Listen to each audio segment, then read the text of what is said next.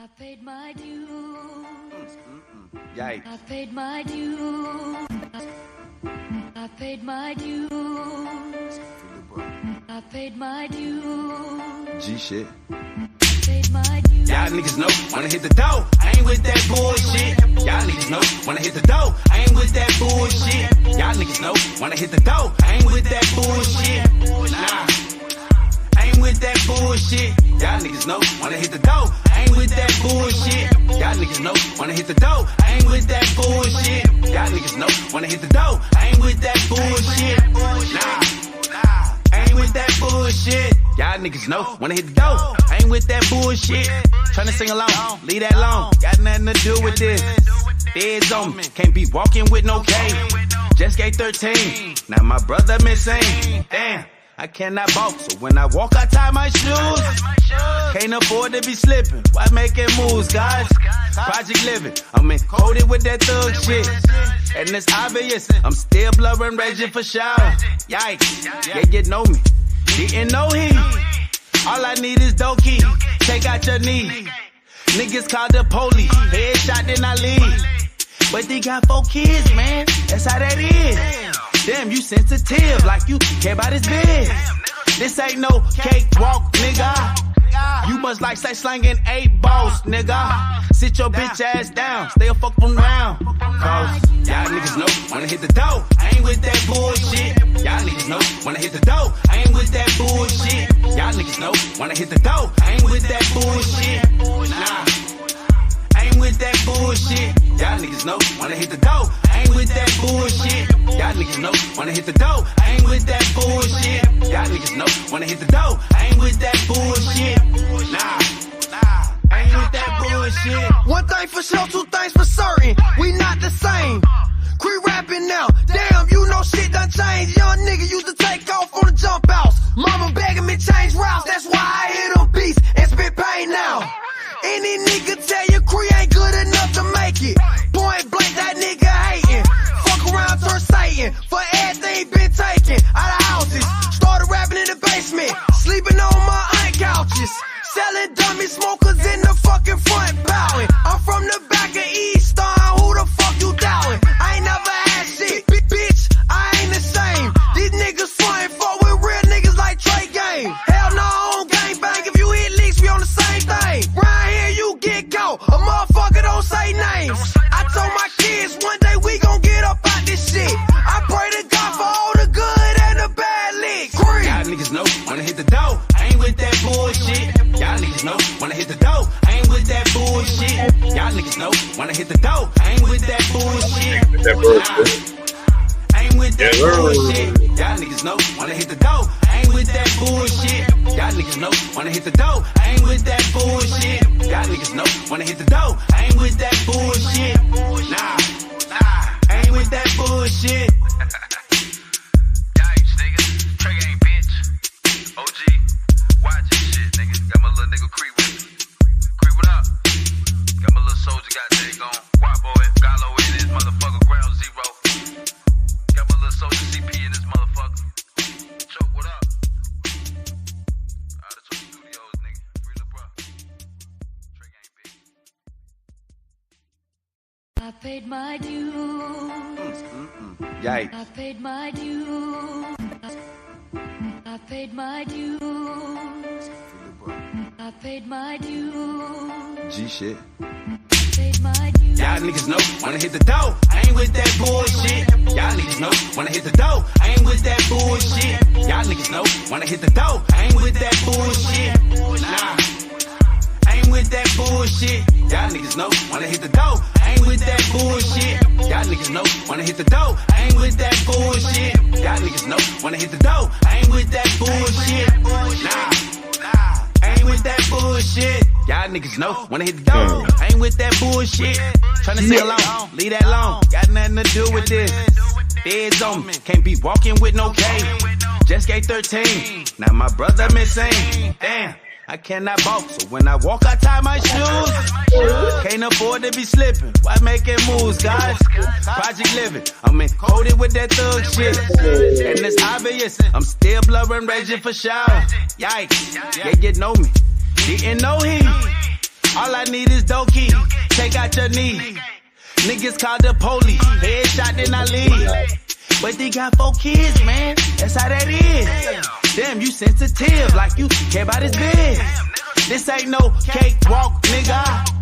You must like say slanging 8 balls, nigga. Sit your bitch ass down, stay a fuck around. Cause y'all niggas know when I hit the dough, I ain't with that bullshit. Y'all niggas know when I hit the dough, I ain't with that bullshit. Y'all niggas know when I hit the dough, I ain't with that bullshit. Oh, boy. I ain't with that bullshit. Y'all niggas know when I hit the dough, I ain't with that bullshit. Y'all niggas know when I hit the dough, I ain't with that bullshit. Y'all niggas know when I hit the dough, I ain't with that bullshit. Nah, I ain't with that bullshit. One thing for sure, 2 things for certain. We not the same. Quit rapping now. Damn, you know shit done changed. Young nigga used to take off on the jump outs. Mama begging me change routes. That's why I hit on beats and spit pain now. Any nigga tell you Cree ain't good enough to make it. Point blank, that nigga hating. Fuck around, turn Satan. For everything been taken out of houses. Started rapping in the basement. Sleeping on my aunt couches. Selling dummy smokers in the fucking. Look. Since y'all need a Cardi B, y'all need twerking, y'all need Lil Wayne in order to get y'all's attention about voting, as serious as that is. I think most of y'all made by Mattel, but since that is the frequency that I got to be on to get your attention, then here it is. Fucking front bowing. I'm from the back of Eastern. Who the fuck you doubting? I ain't never had shit, bitch. I ain't the same. These niggas frontin' for with real niggas like Trey Game. Hell no, I don't gang bang. If you eat leaks, we on the same thing. Right here, you get caught. A motherfucker don't say names. I told my kids one day we gon' get up out this shit. I pray to God for all the good and the bad licks. Y'all niggas know when I hit the dough, I ain't with that bullshit. Y'all niggas know when I hit the dough, I ain't with that bullshit. Y'all niggas know when I hit the dough, I ain't with that bullshit. In case y'all want to get serious, I ain't with that bullshit. Y'all niggas know when I hit the dough, I ain't with that bullshit. Y'all niggas know. I know how you love, man. I know what y'all like to do. Y'all want to mix politics? Wait, hold on. I want to mix politics and bullshit together and think that's a good mix. Okay. I'm an old guy. I can adjust. Watch me. Pew. Too short. Yikes. In the building. It must be a challenge. Trying to keep your balance. With an ass like that. Yeah. We can get y'all attention. Okay, it's a challenge. Trying to keep my balance. That's right. I be walking with them racks. Yeah, them stacks. Okay, KK, girl, you got some talent. Looking like Spanish. Big ol' ass, even fit your panties. Body language, man. You ain't understand. No, I ain't your trick. That's my dog flaws. I'm scoping for a nigga. Fuck with y'all talking. I know you got the trick. I like the little split. I forget to mention it. Like how you clap it when you bend. How you stand up on your titties. Look low. Toes on fleek. Nice smile. Pretty little titty. Got a little tip. Says you got your hand out like a cup, girl. I ain't even around here. Nigga trying to fuck. Oh, it must be a challenge. Trying to keep your balance. With an ass like that. Yeah, it's fat. Okay, it's a challenge. Trying to keep my balance. I be walking with them racks. Yeah, them stacks. You get up on stage, you go do your thing. I be so amazed. I gave you the game. I come every day.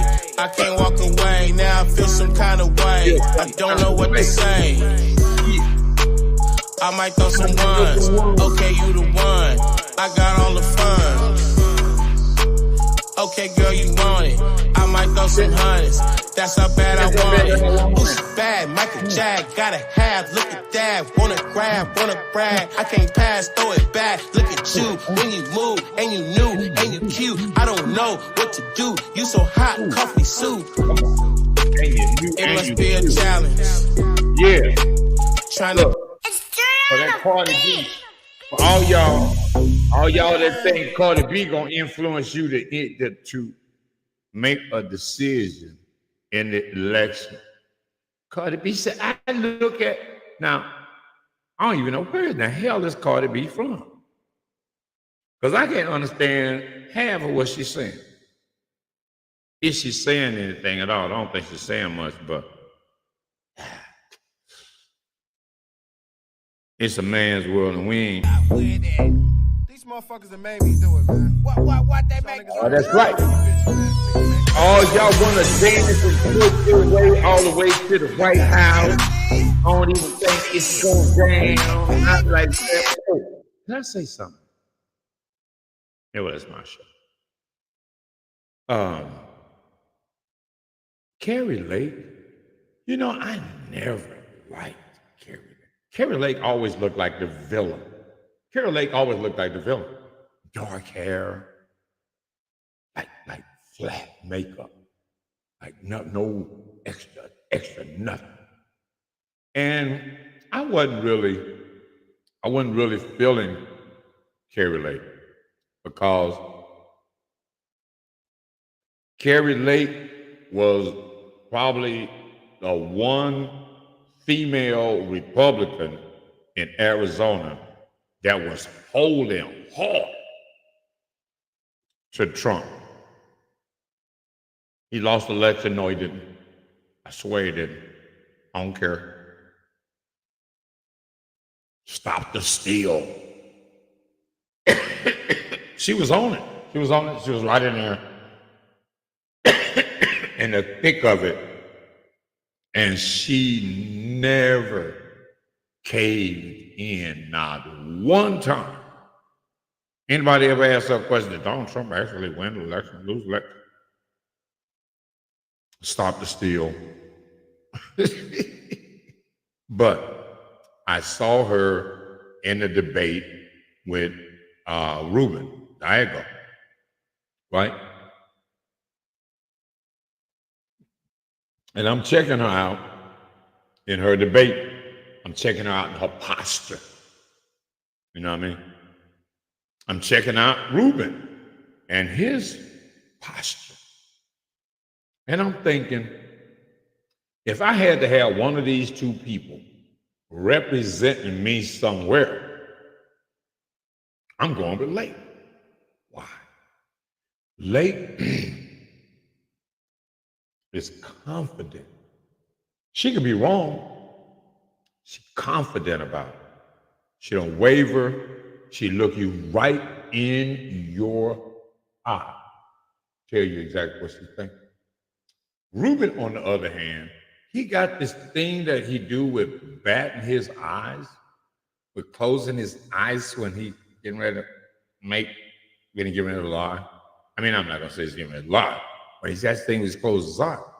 And I'm like, dude, you're a man. You cannot close your eyes when faced with an opponent, an adversary. Bro, you got to be dead on. You got to be solid. And when I look at Ruben, I don't see a solid man like that. I see a man that would flinch because he done bat his eyes and when he look up, all hell done broke loose. You know what I'm saying? So I don't look at Ruben as being a confident individual. I don't look at him in his delivery and the way he delivers his message. He's not confident. He's not precise. Lake, on the other hand, she is confident. She's direct. She can look you right in your eye and might poke you in it. She's not playing. So, and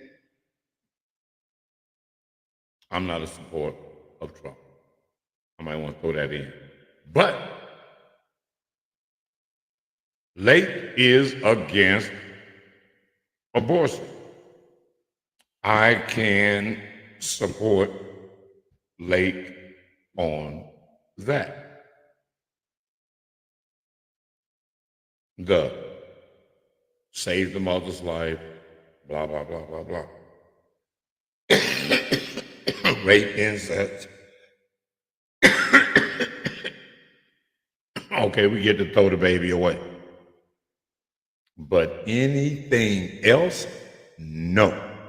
No on abortion.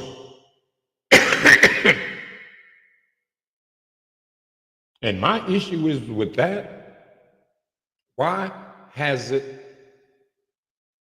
the father of this about to be murdered fetus, baby, embryo, zygote, whatever stage of life you want to put this human being in, I need for you to understand that there is a father.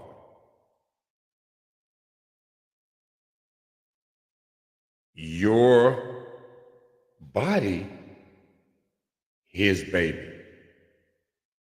Let's get that clear. Your body, where the baby is being carried, is his, not yours. Not yours, and you are not going to have the final say on whether or not that life lives or dies. You're not. So I support Lake on that, on the abortion issue. It is murder. Not only is it murder, it is premeditated. The doctor and the healthcare facility and everybody has plotted to kill the baby. Plotted, made a plan, scheduled it. Like an assassination. Yeah, when they come through here and go around that corner right there, we're going to get them right there. In whatever trimester. We're going to get them. Knock them off.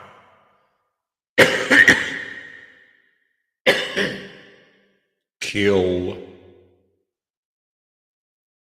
his child. Now, saying for instance, she is so merciful. She is so caring and nurturing that she says, I'm going to let it live.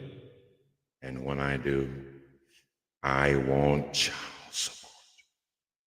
I want child support. I don't only want child support for right now when the baby's born, but I want support for prior to the baby being born. Wait a minute.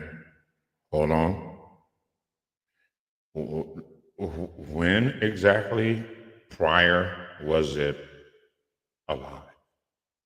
When approximately was it viable? When approximately are you talking about that it was okay for you to charge me post-dated child support?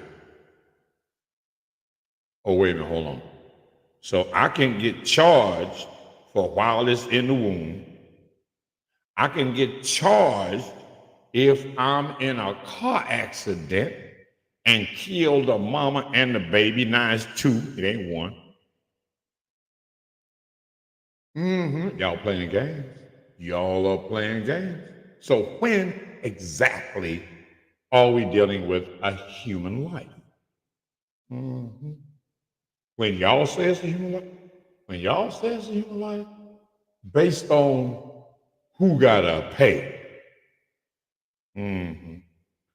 I ain't paid for no abortions, but I've had 3.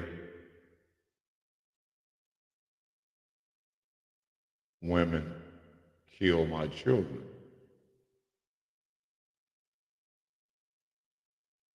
Mercilessly, not even giving it a second thought.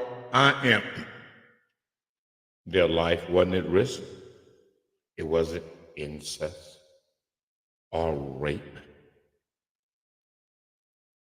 But they felt like inconvenient. It's very inconvenient right now for me to have a child. You know, I gotta get my nails done. I think I may want to find a better sucker than you. So your baby get to die.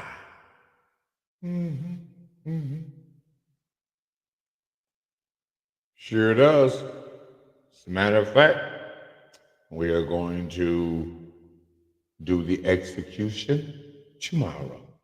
2 o'clock. You want to come? Really? Really? You want me to come to the abortion? That should be fun. Yeah. That should be fun. Do we give you gifts for being able to escape accountability? Is that what we're going to do?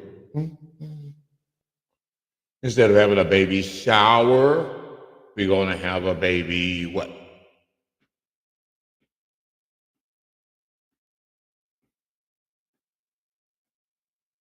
Sunny day. We ain't have to worry about having that baby and all those responsibilities that come with that. We'll just flush this one. It's not a good time. You know my figure. Look at my body. They do want to keep my body. Fuck. I don't want to have to worry about the baby's body. What about my body? Look at me.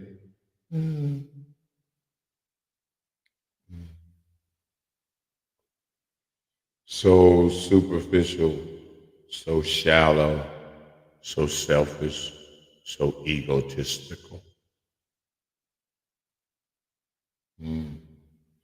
Interesting, though. Very, very interesting. See, the baby ain't nothing don't mean nothing unless I say it means something. It means nothing. And if I say it means something, you gotta pay.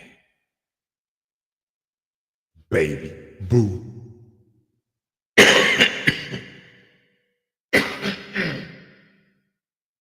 Then you gotta pay. Through every orifice that you have, buddy. And you can't come see the kid. I get to brainwash the kid and tell him, you are an asshole. You know your daddy ain't shit, right? Meanwhile, I'm gonna take you over to mama's house and I'm gonna go party. Maybe make another one of you little bastards. Especially if I can get a check. I can be a boss. Rest in peace, Quincy. I was just thinking of boss like Ross, not Rick, but Diana. Y'all got to think fast, man. Y'all kind of slow in this modern age of Negro. So in hours, you will be going to the poll, and you are expected to make a serious adult decision based on the needs of your specific community. Now you want to ask yourself,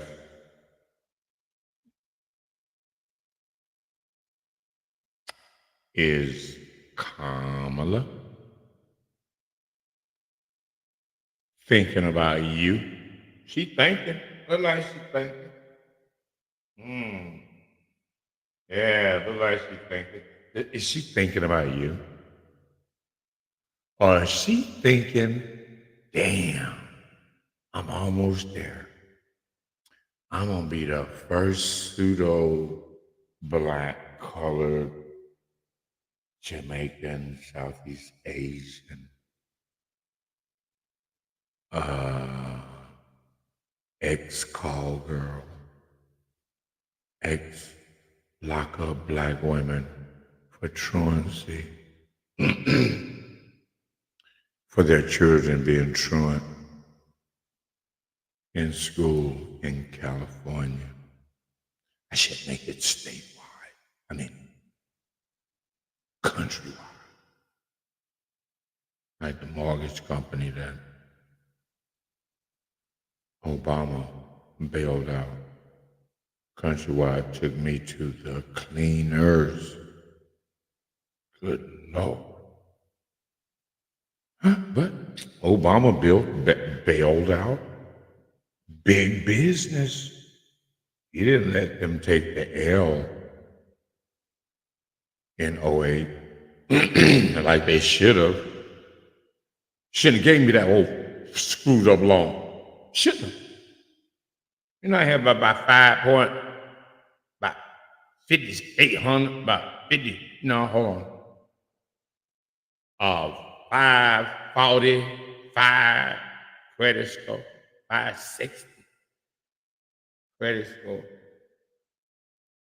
Put me in a $250,000 mortgage with a 9.9% interest rate.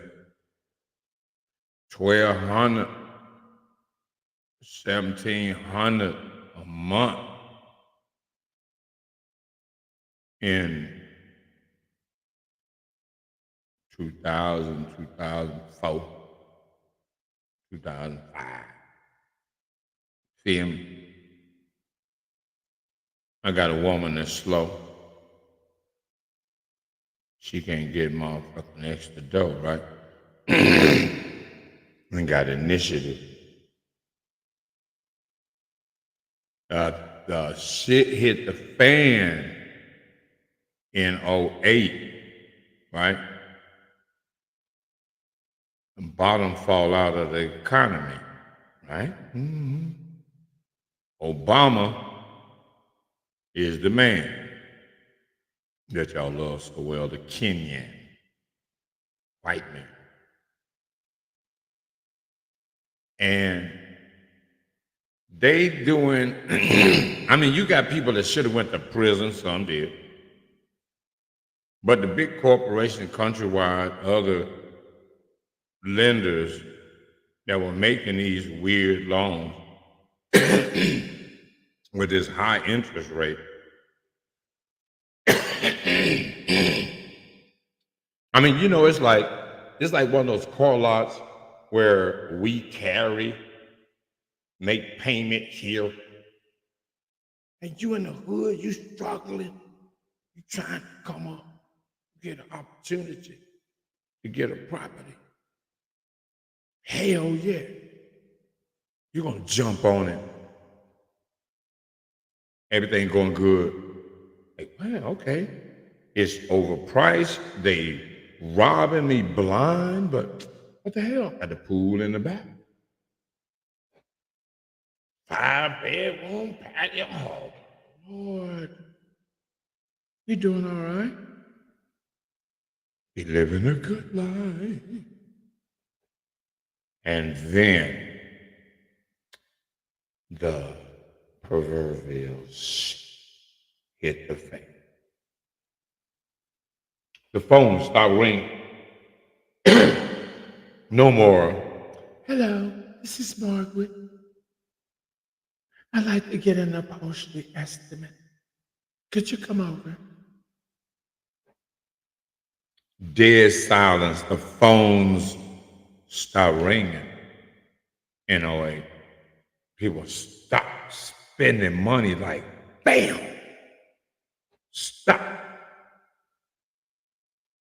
spending money. Shit went down like the Titanic and just swallowed up a bunch of Americans that were just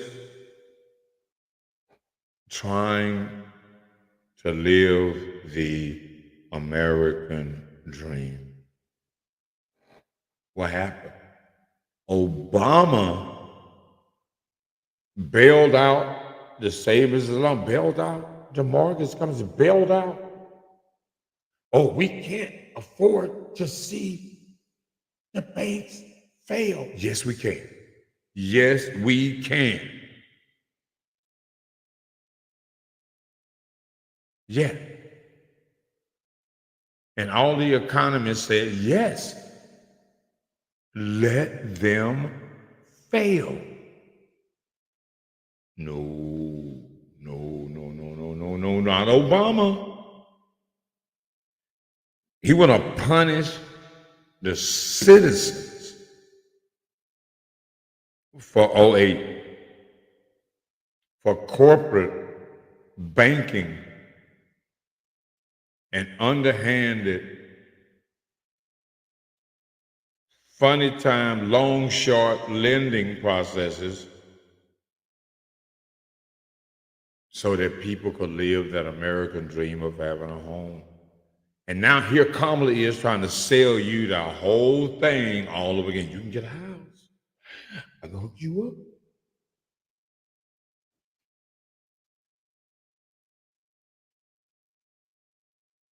So what Obama do? Obama let the citizens, and I had people tell me, oh, you should be okay. There are others on the Titanic with you. You are not alone, really. You're about to die. I should feel good that I'm not dying alone. Interesting. I don't like that deduction. Watson. It's Kool-Aid and flowers. So Obama didn't care anything about the people, especially black people. Left us swinging in the wind. And it is took a considerable amount of time from '08 to now to try to claw my way back from nothing, from losing everything, every fucking thing. Now, some of this shit, all of it.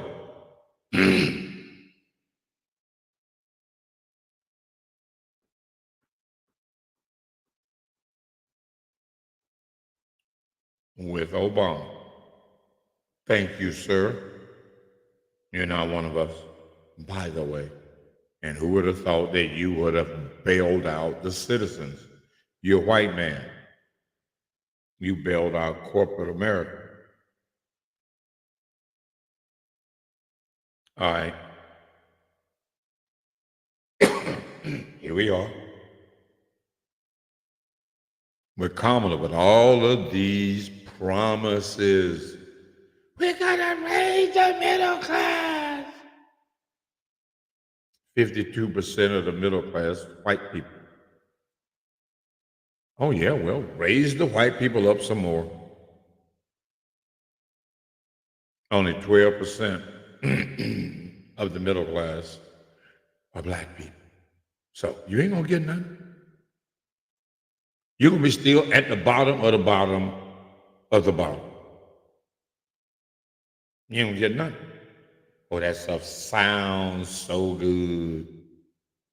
We're going to make sure that there's no price gouging. Really? Really?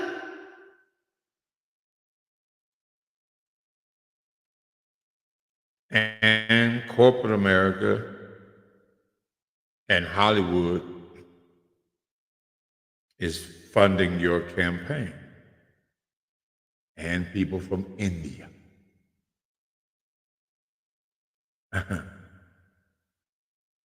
You ain't getting that kind of money from Negroes, from colored people. We ain't got it. And y'all trying to make sure we don't ever get it. Playing these, I'm black too. Just like you. No, you're not.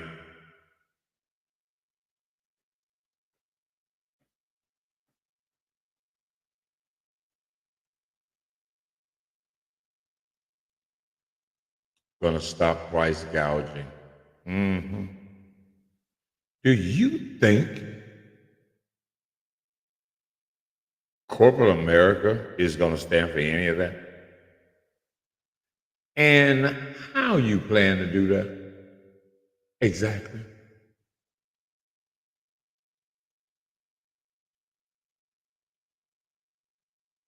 As a matter of fact, how do you plan to do any of what you've claimed you were able to do?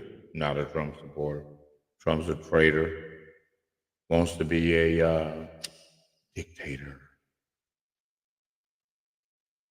Twice impeached in one term, felon.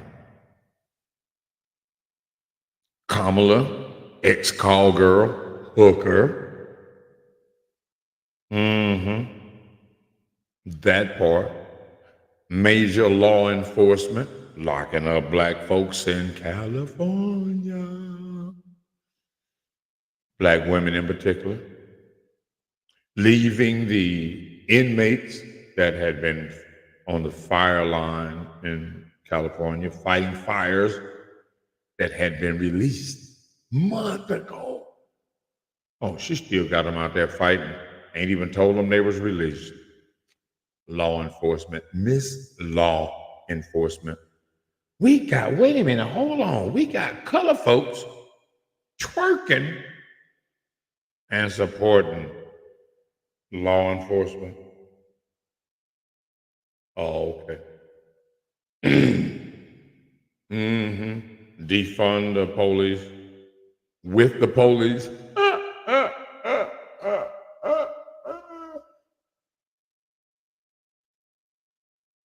It would be funny if it ain't so stupid. Good Lord, I'm gonna have to have some more Kool-Aid.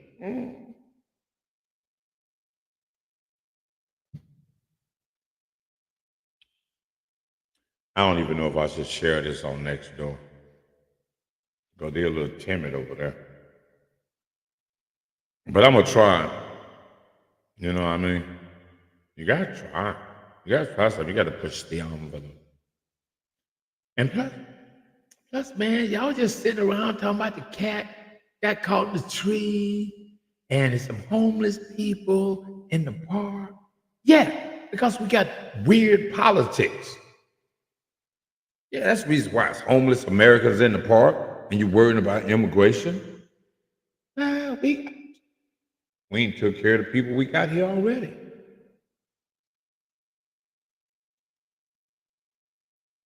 A lot of good, hard-working Americans in the park. Hi.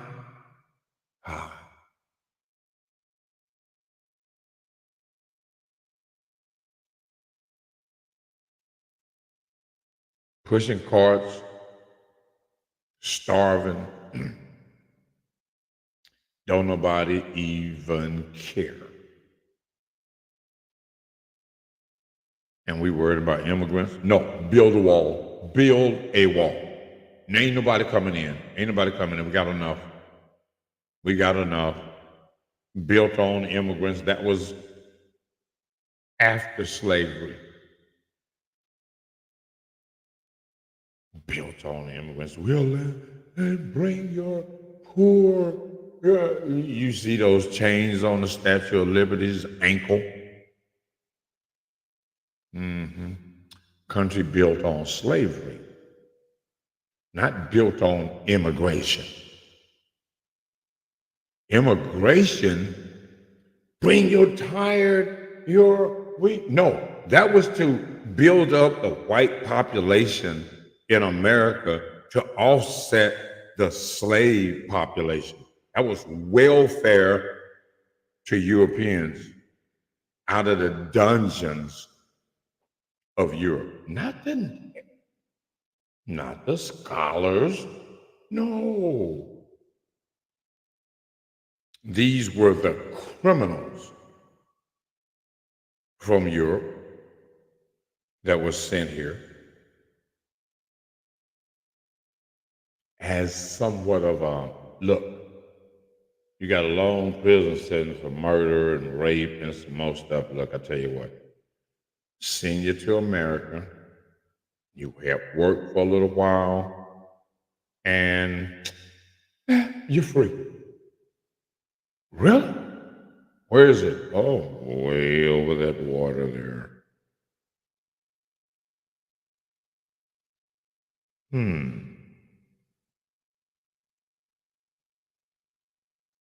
Let's ride. Did you know that Australia was discovered by the British? Is it British? And used as a prison colony. The hell with the indigenous people, Aborigines, that were already there. We're going to set up a little camp on this. Where is this? And bring all of the prisoners from Britain over here. And once you serve out your sentence, you can just stay. How about that? So, Australia, European prison camp turned paradise. Bloodline of all of those people over there is ratchet criminals. That's what it was founded on. Just like this country, built on slavery. Slavery runs through the bloodline. It's the heartbeat of America. Without slavery, you don't get this paradise, this beacon of hope. When you're tired, you're weak, the niggas already fixed it up for you. Got a nice little bed over there. They already fixed it up for you. You'll be just fine.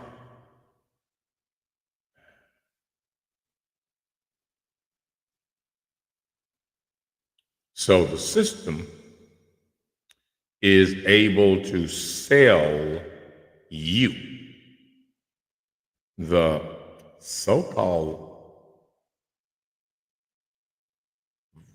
educated voting age population with Charlemagne the God, the Breakfast Club. What the heck? What's the other guy's name? Steve Harvey. Hughley, GL Hughley. We're going to talk to the comedian. If you want to talk to a comedian, how can you talk to Cat Williams?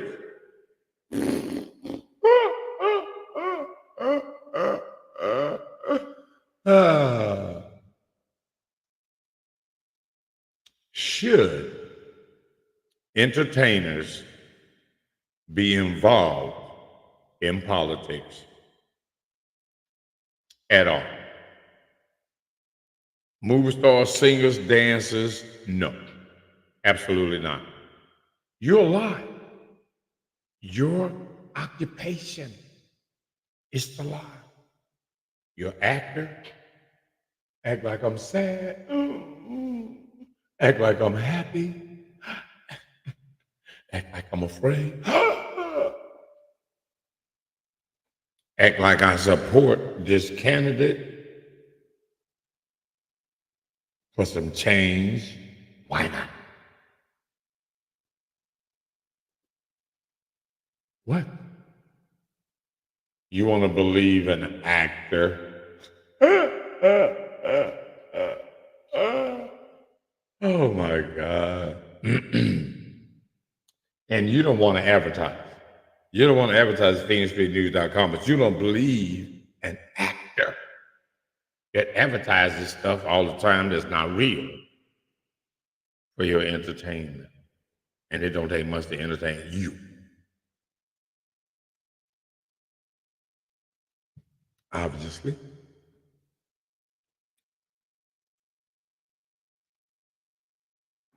And in almost like 7 hours and 5 minutes, it's going to be time to go to the poll.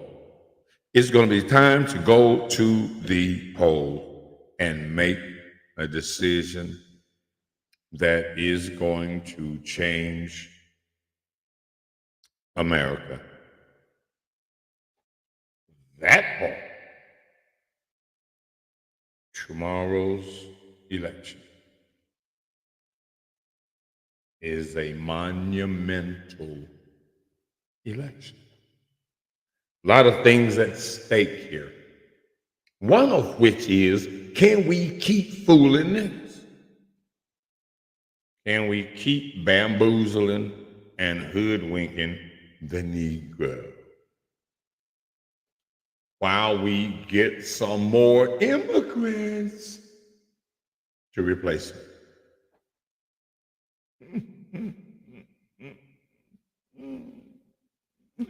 We got to fill in the void. The space that those ex-slaves, ADOS, shout out to Antonio Moore, Yvette Cornell, for doing all the groundwork for the people, for our identity, for our future. And we salute you for all that you do and have done and continue to do. Back to the story.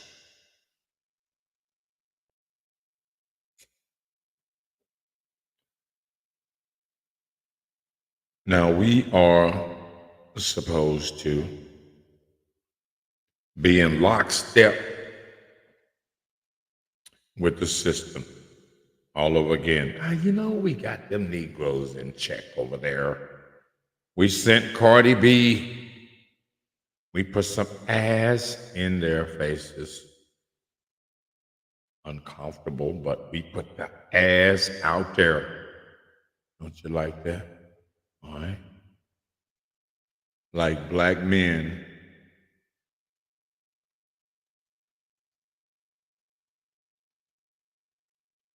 are reduced to just a piece of meat for y'all. Hyenas, as they say.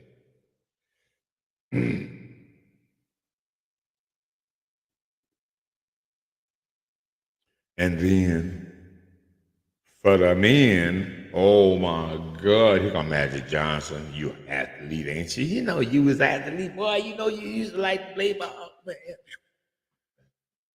Magic Johnson says, okay. You brought out Obama with this dead, dumb, immature, adolescent perspective that you are not ready for a woman to be in charge of this country. That she is incapable of leading this country. Now, I know a lot of you were raised by women. And they have, in fact, been the head of your household. Big Mama.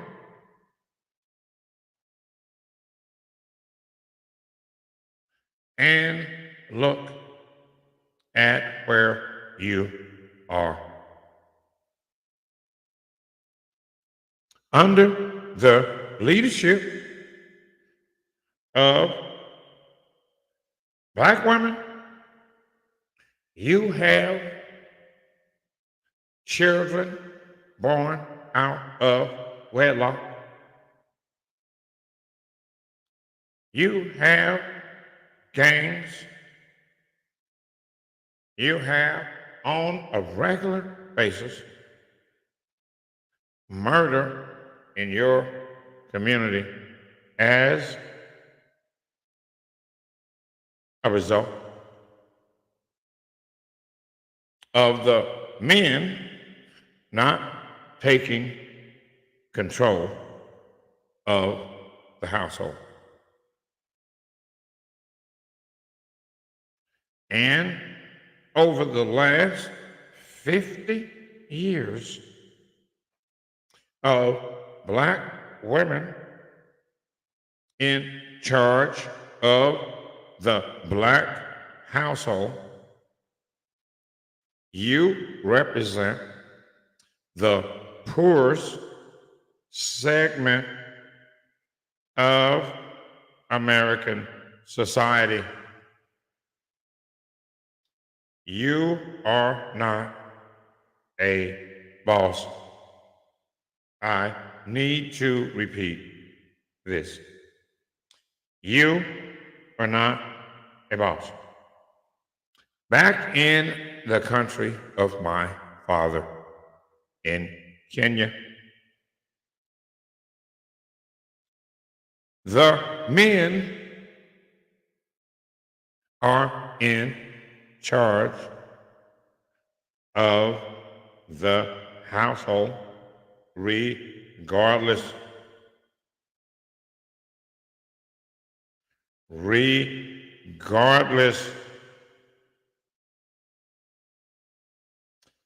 his duties as a man are not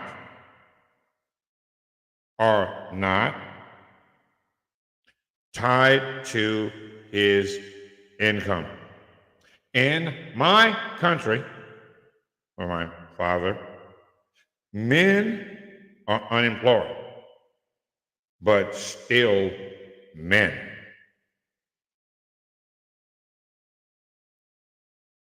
Without income. In some cases, refugees are still men and respected by their women. Now, unfortunately, we are here in this time, 2024, where the black woman has, in fact, been the pseudo boss of the black family, minus the man. Put the man out, you get to be the boss. You didn't earn being the boss. You got to be the boss by default.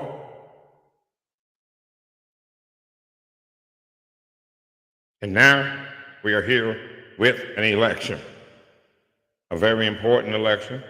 You have Kamala Harris,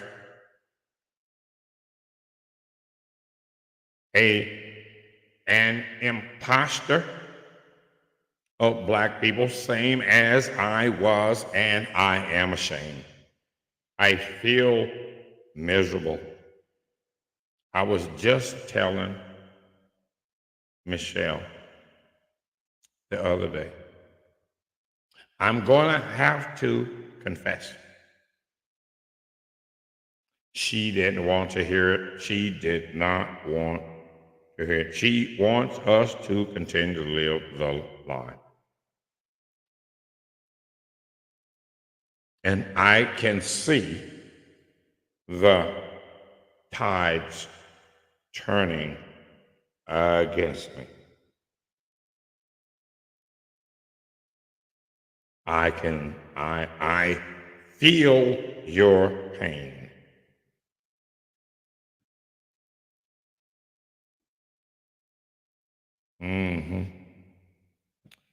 I can imagine that you do.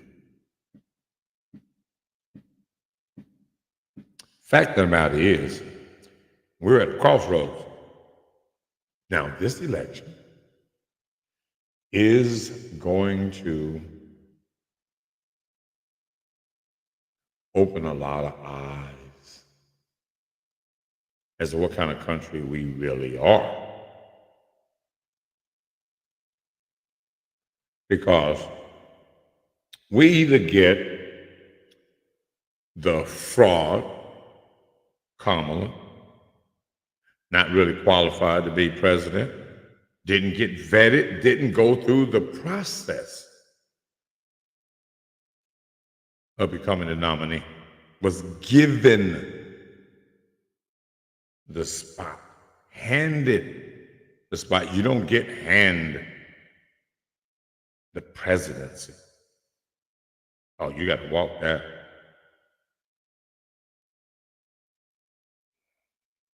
Well, are you supporting Trump? No. Two wrongs don't make a right.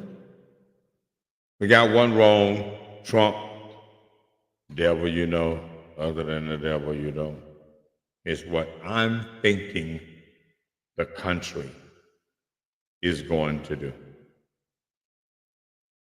I'm thinking this Alice in Wonderland delusional idea that we're going to have a chicken in every pot and a car in every garage is a fantasy. Have you looked up the American debt clock?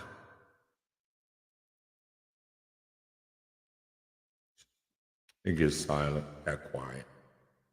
The American debt clock.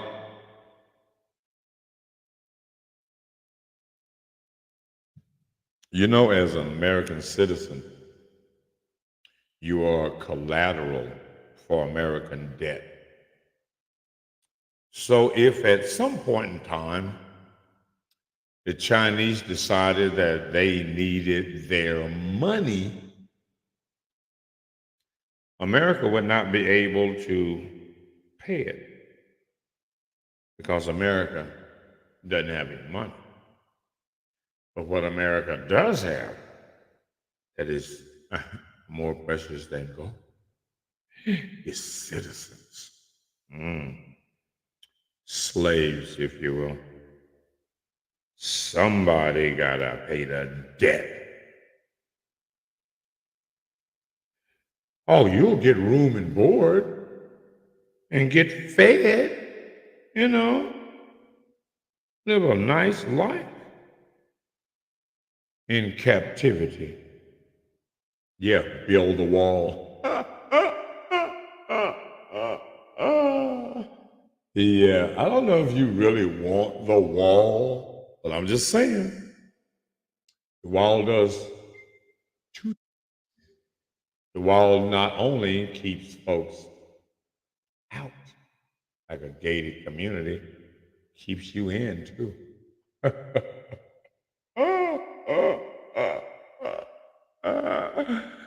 So, do you really want the wall? You can get the wall. Hey, make it a nice tourist attraction, the Great Wall of America. You check in, but you don't check out. Oh my God. You talk about conspiracy theories. Y'all tripping. Y'all don't see the fix right in front of your face. So, Kamala, you got two choices, obviously. No, you really got more choices than that. You got Cornel West. You got a lot of other people that you could vote for president. But y'all stuck on the two parties and blah, blah, blah, and the names. If you was really want to be black, you'd vote for Dr. Cornel West. All right. So, comma, let's say for instance, hypothetical situation.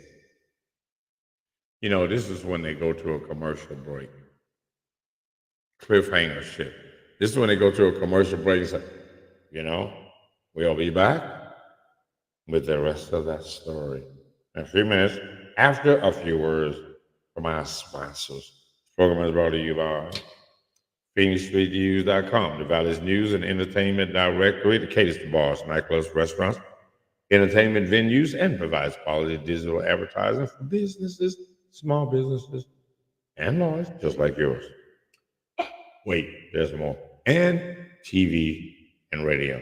With OTT system running 24/7, your commercial advertise can be aired 5 times a day. $1.50 for a 30-second commercial. $7.50 a day, $6.75 for 90 days. 450 times your brand will be aired. Not only, 450 plus 450. Oh, Lord, 8, that's 9. 900 times your brand will be aired because it will be on the radio as a bonus, or on the TV as a bonus. So you get 2 for 1. Imagine building your business brand on TV. Advertised in over 190 countries with 116, 17 channels on the system with cross promotion. You could be on Made magazine,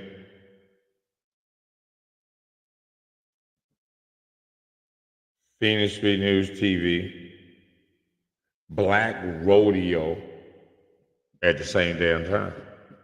Come on now. Oh, ye of little faith. But anyway,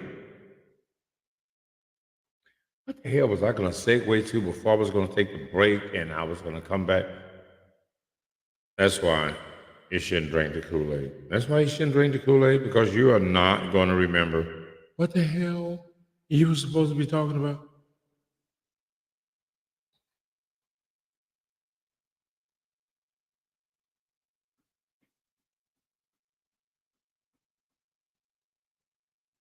This is critical, people.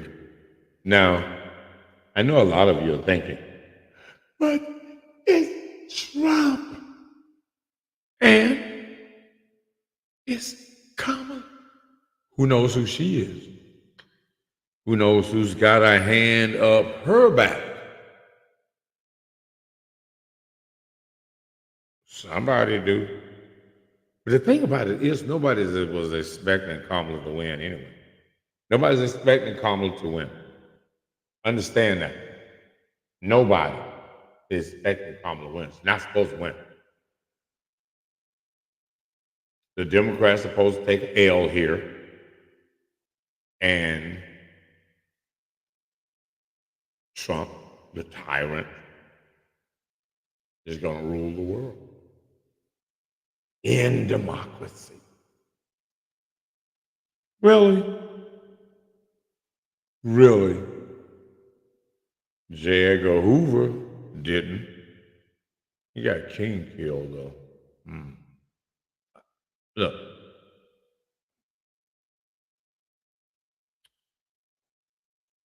Don't be afraid of the dark.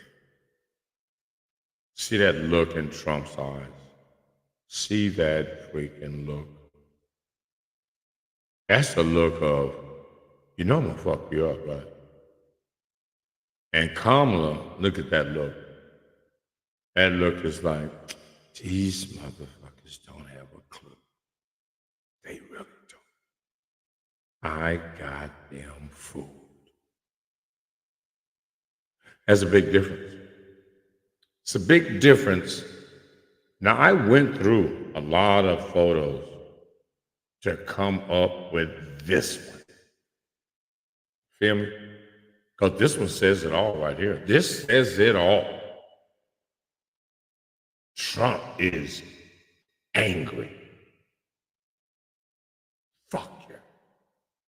Fuck you up. And pardon himself, too. All that Trump's a felon. That's out the window. No. He about to fix all of that. But Trump's got that firm Iron Man. You don't get away from me. Right? Kamala, on the other hand, looks very calculated. You know, this might be easier than I thought.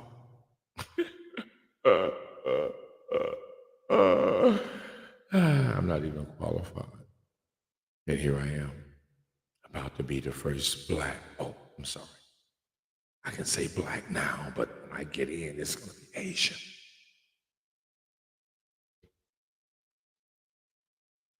Oh, yeah, she looks calculating.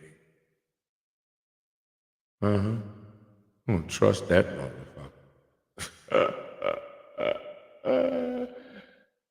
Hey, sister girl, cut me the check. Yeah, we straight. I don't care. But just look. Look at that image there. You got to say to yourself, oh no. Not ooh. Now, I don't know. But I'm thinking America can withstand 20 years of Trump. I'm sorry, I just threw that out there. I'm a comedian. Catch me at Cheers next Friday. This Friday, actually, at Cheers on Bell, where everybody know your name. I will be in there because you know I'm going to have some after the election funny stuff. I'm just going to make it up. I'm not a comedian. I just tell stories. And this is going to be a story to be told. No doubt about it. So you can be at Cheers this Friday. After Doomsday. When the world stops. The sun didn't even come up on Wednesday. Oh, Lord. Okay, I'm sorry. I'm serious. Let's get serious. Let's get serious and fall in love. Speaking of falling in love, good Lord Jesus. That woman, God damn. You ever had an affection for something and you thought to yourself, like drugs, oh my God, I wish I didn't have to take these drugs. Oh, but you got arthritis and some more shit.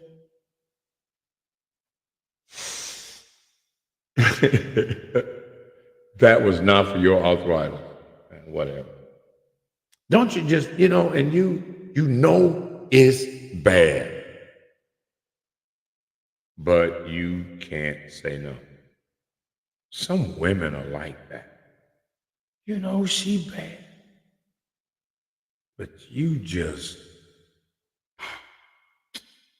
damn, Why I gotta love you? Why not? All right, she got me. Men are pretty easy. Well, I'll tell you. But I'm just saying, man. Sometimes you got to suck it up, bro. Sometimes you got to suck it up. Now, for the conspiracy theorists out there, understand that every time somebody says on the report, Kamala Harris is leading in such and such a swing state, there's another voice saying, Billy, give me some more ammo.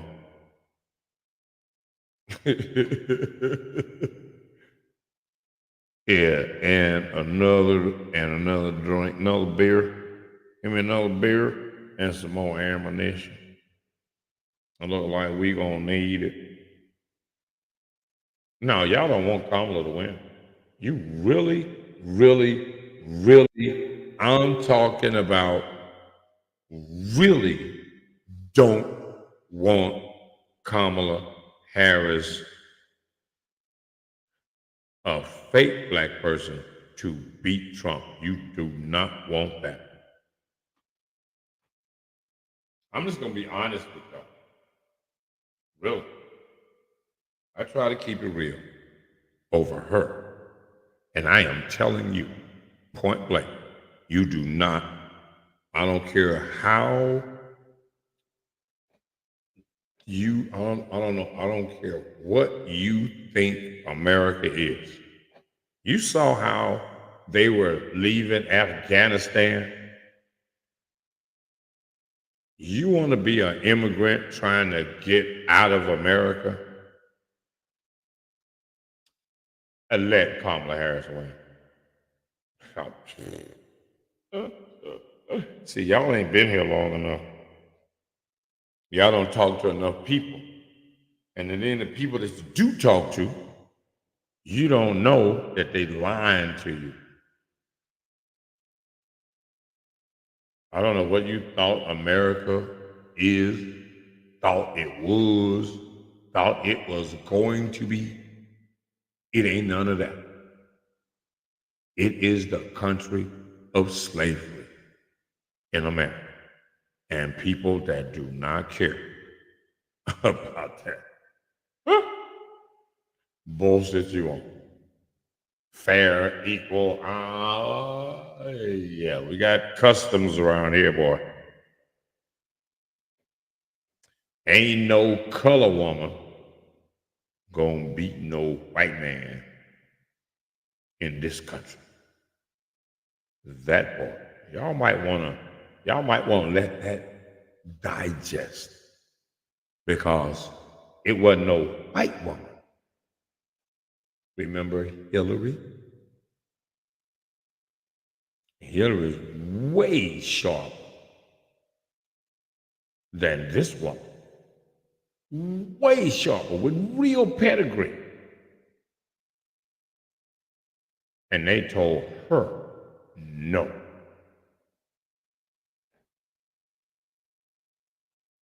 So you think they're gonna tell sister girl yes?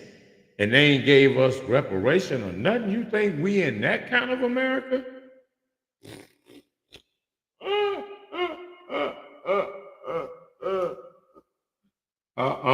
Y'all slow. Y'all slow. For real. Y'all really slow. If you think any of that is going to happen in America, you all right. I hope you laced up. I hope you are laced up, locked and loaded, because we are about ready to rock and roll. I don't know what kind of dreamland. I don't know what kind of dreamland y'all in. But you better snap out of it today. Because in the morning, oh shit, today. Oh, you better do you, boy. All right, go to the polls plan. You better try to concentrate on these uh, uh, what they call them, propositions, and just go in there and vote Trump. You might as well go in there and vote Trump. Period. I'm not a Trump supporter. If you black, down ballot, vote for the rest of them retards. But nah. Voting is an exchange. It's an exchange. As a black person, what are you getting in exchange? What did you get in exchange for your vote for Obama? What did you get in exchange for your vote for Biden? Not shit. Here we go again. Fool me once, fool me twice. You about to be fooled 3 times. And what that mean? You're a real sucker. And by the time they become a 4th time around, oh no, they're gonna have enough immigrants moved in the middle to like not talk to us. So the wild card that everybody has taken for granted, the black vote. The black women, because black men ain't having it. Black men ain't having it. Black men are not having it. You got some sissy girls, some sissy boys. You got some black men raised by women, all emotional about this whole program. See, real men know that sometimes you got to take a L. Sometimes you got to show people. You got to get in there with the bully and get beat up. You know what I mean? See, the Democratic Party has taken black people for granted forever, since the 60s. And, oh, we gonna get to you. You know, y'all, you know it's just that kind of time right now. Just time ain't right now. Time ain't right now. Time ain't right now. Time ain't right now. Well, time ain't right now is up for a viable answer. That part. So the vote that you are hoping and depending on that need to get you across the line, you need 85% of the black vote, period. To make it tight, you need 85% of the black vote. You got 76% of the black vote. And there's a handful of brothers and sisters out here like myself that are saying, whoa, bro, whoa, it's not a time to be emotional. Not time to be a sissy right now. It's time to man up. You may have to take some pain.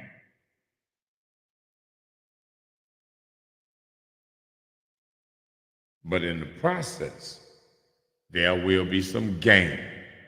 What kind of gain?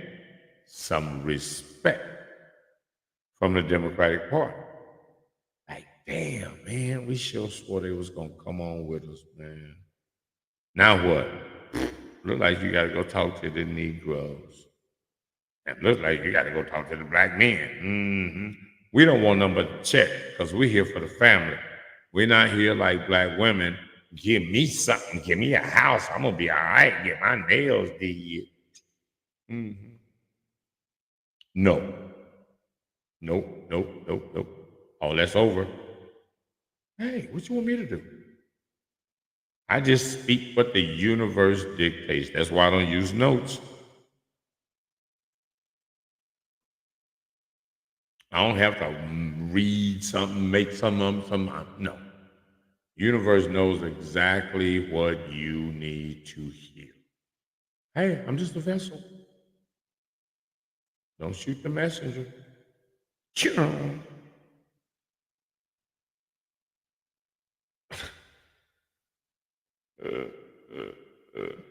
That's a good.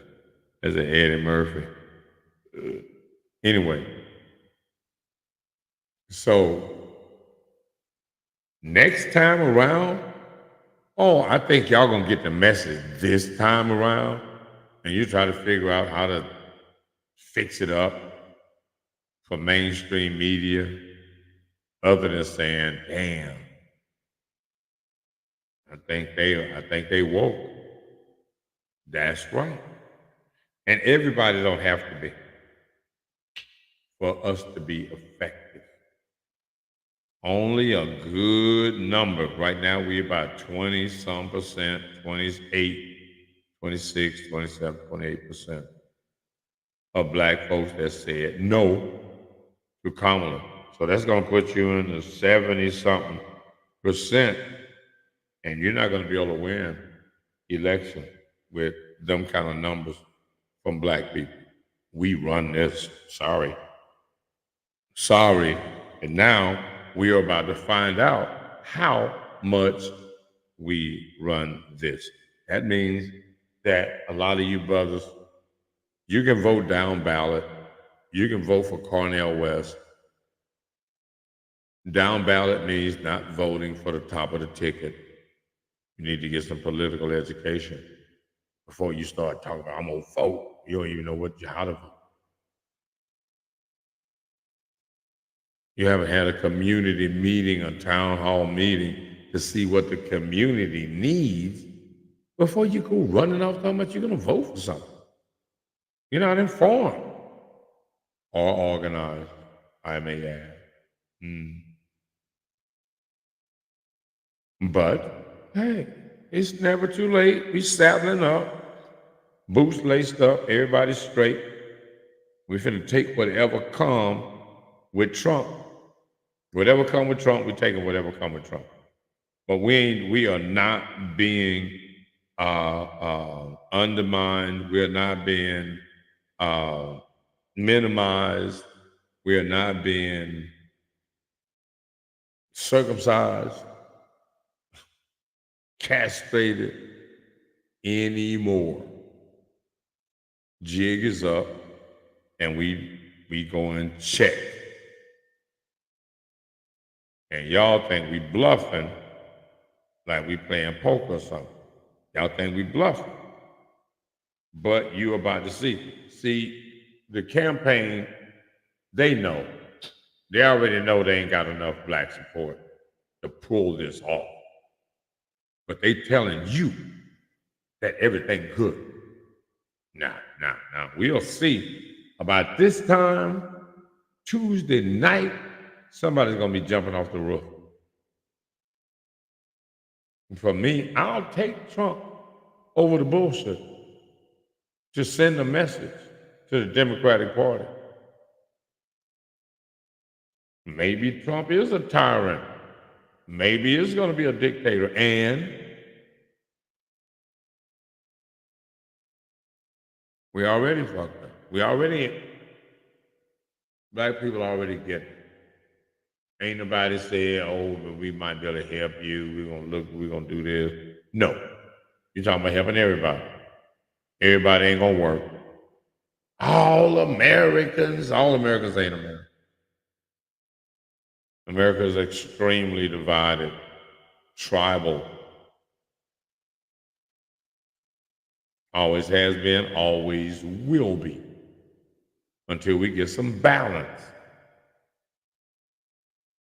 some leverage. See, you got one guy with everything, everybody else got it. And he who has the goal makes the rule.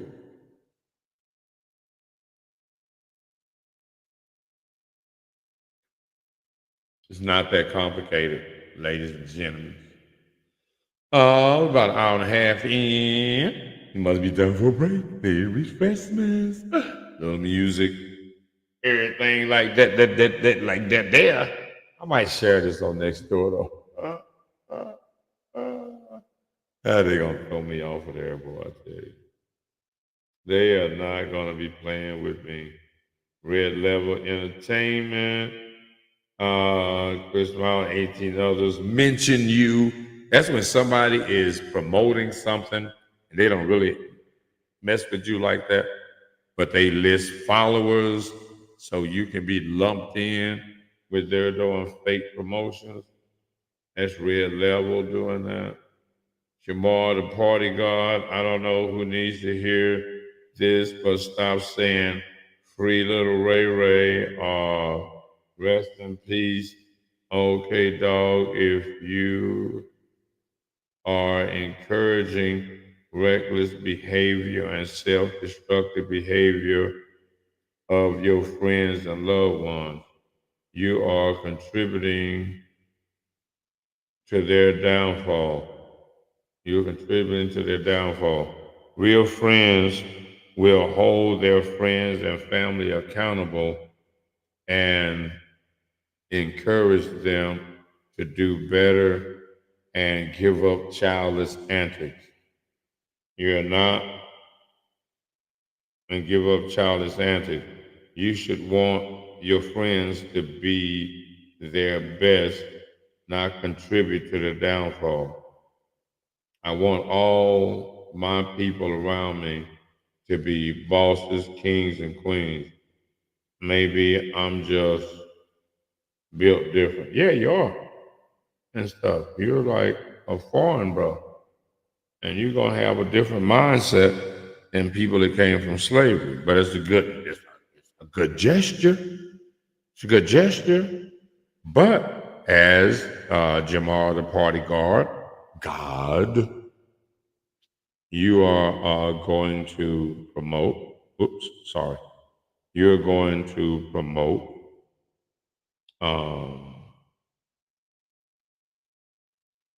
murder rap and other vulgar music that further destroys the community in order for you to get that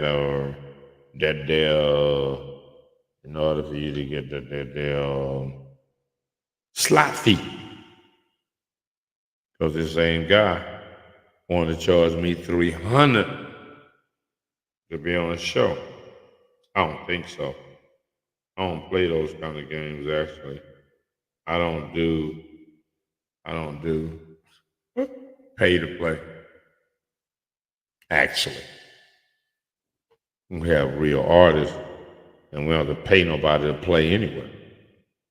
If anything, as an artist, you need to be trying to get good enough to be paid to show up.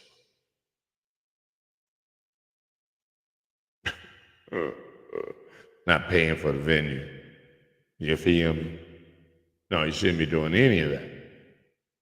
But you are, because you're desperate, because you're hungry. And why? You don't even have a quality product. You don't even have a quality product to offer the world. You got ratchet, low IQ, not vibrations, low IQ. Didn't finish high school. You gonna write a song? Really? About what? Exactly. Didn't do well in English grammar. You're gonna write something though. Really?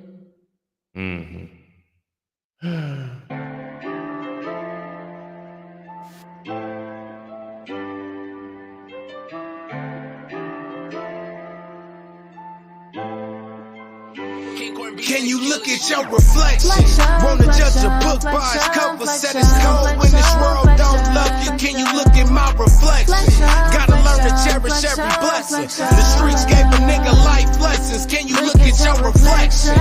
Can you stand on your own? Hold on. Authentically, Arizona Showcase 11/9, state 11/9 this weekend, Saturday. $20 ticket entry.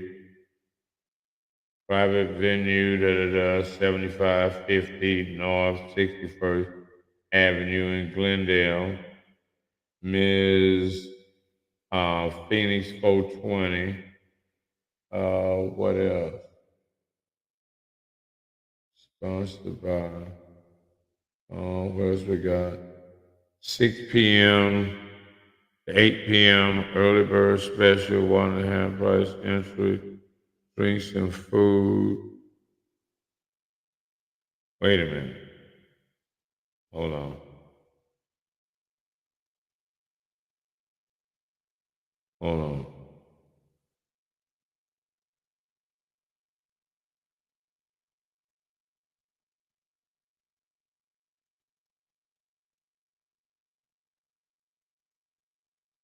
Host by, oh, that's host by. Okay. I am missing something here. All right, but the artist is Boogie Bryant.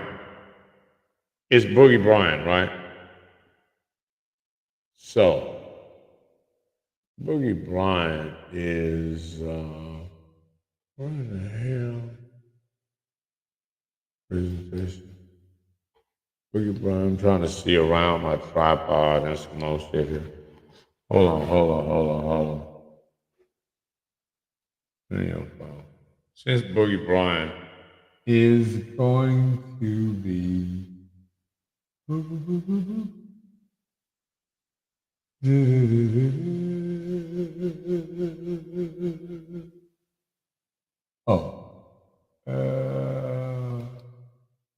what am I doing here? Yeah. Hey, gotta get my eyes together. Come on, man. You can see, man. You can see. Let me see.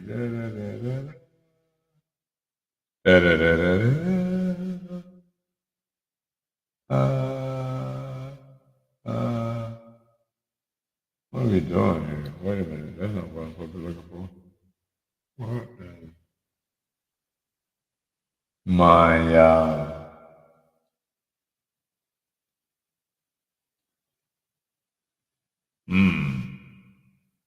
Damn.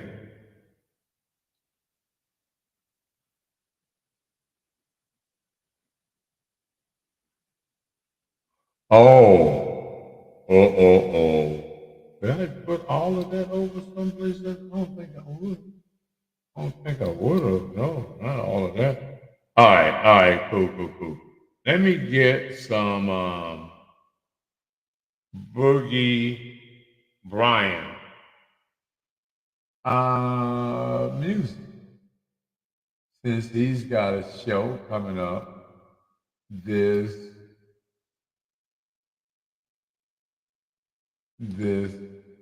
going on this weekend. Okay, that's one. Okay, hold on, be patient. You gotta go through the files. Boogie Bryant, okay. Let me give you this one right here. With your television set, do not attempt to adjust the picture. We are controlling transmission. Sit quietly and we will control all that you see and hear. You are about to participate in a great adventure. I got 100 on a bag of smoke. Too much money on my mind, no time to laugh and joke. Demons on me, what's the reason? Need to ask the Pope. A lack of hope when I hear the trash these rappers wrote. Make me wanna grab a rope and wrap it round they throat. A nuisance with that noose, watch who you approach. Toast, we the gifted, that's who do the most. That's no boast or no brag, it ain't no rappers close. Not even half is dope. Think George Foreman, how we grill rappers. I think the Foreman, how I build rappers. I think abortion, how we kill rappers. Cause we made them, then we laid them, we're the real rappers. Novocaine in my veins, I don't feel rappers. Nah, hair trigger when I shoot. Cool nigga with some bars, got him thinking that I'm Tigger in the booth. No pressure, but still diamond with this rhyming. Hard work, I'm clocked in, cause everything is timing. Newsflash, we all gotta die, even your cool ass. You throw stones and hide hands, and real niggas don't do that. Not moved by that smooth chat, by how you move packs. Shit, I only get you robbed, so please don't do that. Oh, they getting money over there, ain't it? Big bags, them boys running over there, ain't it? This chopstick stir your noodle when that chop spit. That shit go bang, turn locks into low main. The flow flame, Big Hank Hill, come get this propane. Who run shit? If it ain't toasted, don't say no names. See, one gave me one. Told me to cook it, get your fork, the food is done. Boogie, yo, I just came to rap for y'all. Hey yo, I just came to rap for y'all. Ain't no capping in my rapping, no. No Sam Jackson, ain't no acting, get this action raw. Raw rapping, yeah. I just came to rap for y'all. Hey yo, I just came to rap for y'all. Ain't no capping in my rapping, no. No Sam Jackson, ain't no acting, get this action raw. Raw rapping. Yeah. What the fuck these haters telling me? I look at y'all and see my next felony. If it's green, I snap quick, no celery. Stick to the script, never flip for that bullshit you selling me, hand. Flow is ketamine, laced with promethazine. I came to get it all, and by all I mean that. Even the petty things, beef, we don't settle things. Fuck you mean, if it ain't toast, they get the guillotine. I ain't feeling any team, feel esteem when we press them since they into skinny jeans. It ain't a thing, hand. Speak what I mean and mean what I speak. I'm a stand-up guy, I even sleep on my feet. All these rappers talking beef don't know what's at stake till I bring it to their grill. Tell them, make me a plate and I ain't with the fake. Recognize the face of a snake. The dopest out my state to date. It's too late for hate. Checkmate, out the gate, I'm straight. These rappers anime, hating but still ate the cake. Elbows all up on your table, lot of food on my face. Yeah, a spade is a spade, but I can't lose with an ace, nah. C1 said he needed bars. Where the flow is Whiskey Row and ain't no last call. Boogie, yo, I just came to rap for y'all. Hey yo, I just came to rap for y'all. Ain't no capping in my rapping, nah. No Sam Jackson, ain't no acting, get this action raw. Raw rapping, yeah. I just came to rap for y'all. Hey yo, I just came to rap for y'all. Ain't no capping in my rapping, nah. No Sam Jackson, ain't no acting, get this action raw. Raw rapping, yeah. We are controlling transmission. Sit quietly and we will control all that you see and hear. You are about to participate in a great adventure. You are about to participate in a great adventure.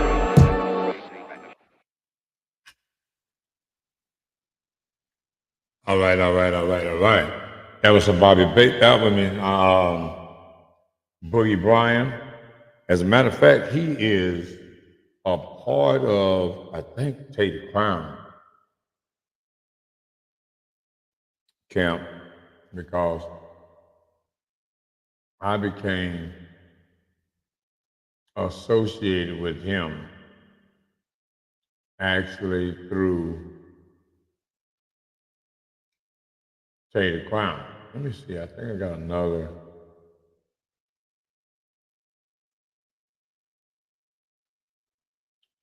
Another Boogie Bryan. Let's see here. Let me get a better look.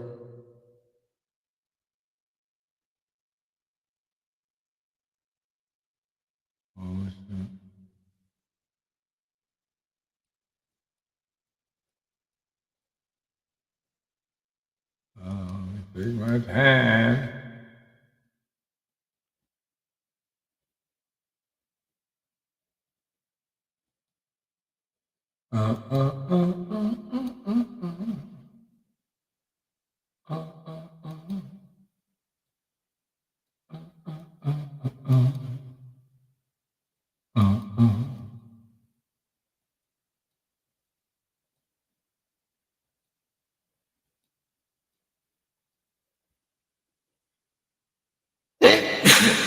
Excuse me.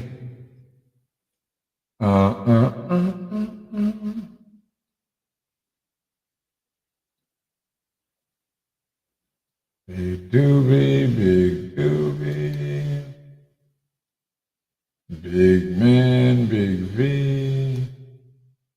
Black men, black women, blasting Willis. Bobby Baymont. Boogie Bryan number 2. Let me see, how many do I have? Okay. Okay, it's another Boogie Bryan, all right? See what y'all think. Ba, ba, ba, da, ba.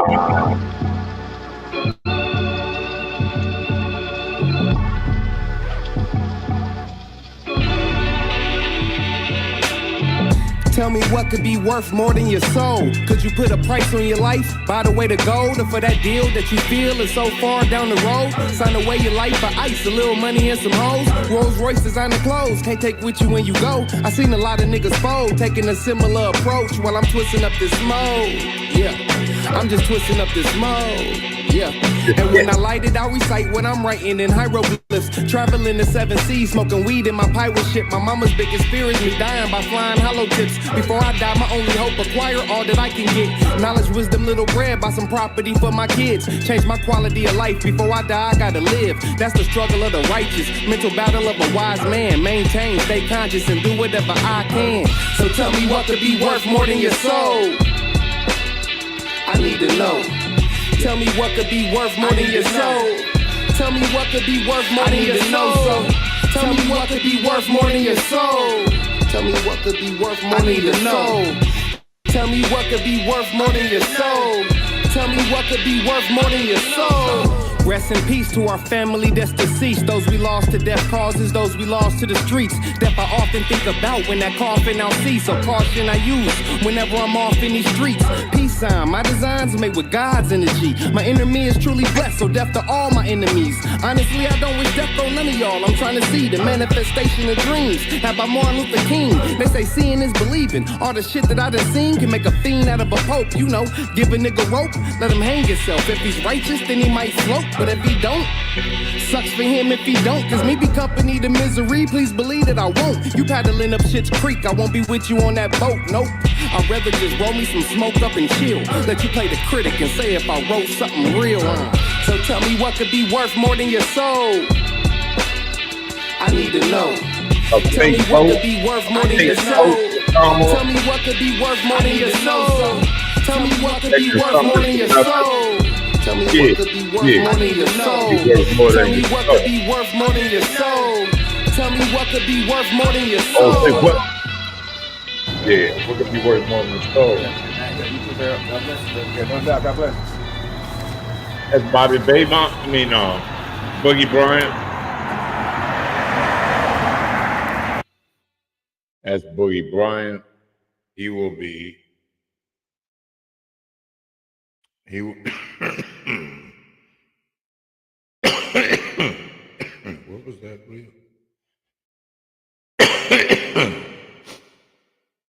He will be doing that.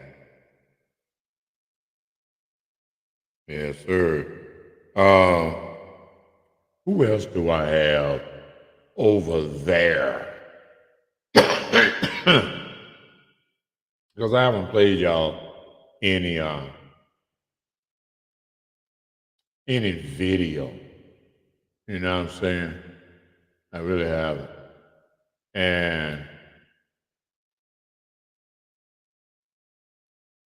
And because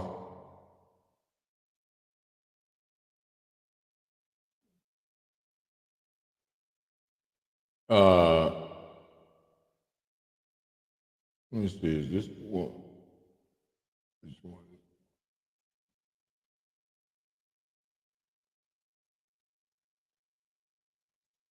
I don't remember.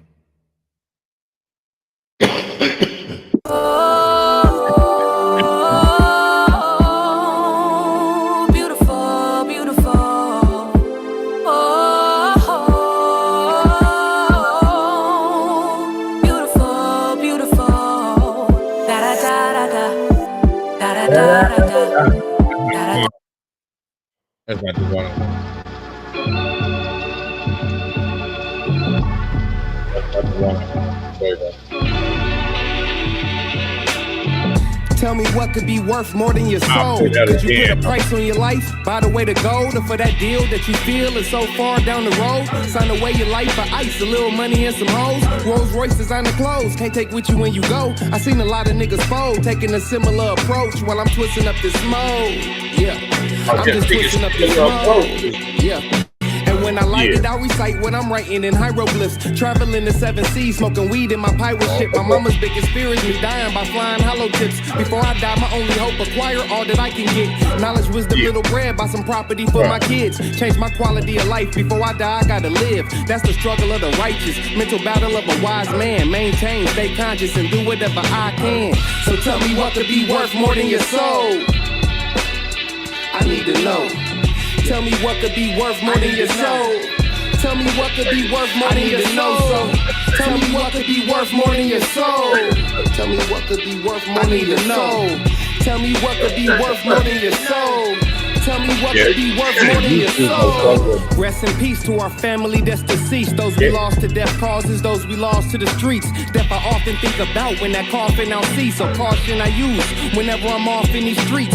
Peace sign, my designs made with God's energy. My inner me is truly blessed, so death to all my enemies. Honestly, I don't wish death on none of y'all. I'm trying to see the manifestation of dreams. How about Martin Luther King? They say seeing is believing. All the shit that I done seen can make a fiend out of a pope. You know, give a nigga rope, let him hang himself. If he's righteous, then he might float. But if he don't, sucks for him if he don't. Cause me be company to misery, please believe that I won't. You paddling up shit's creek, I won't be with you on that boat, nope. I'd rather just roll me some smoke up and chill. Let you play the critic and say if I wrote something real.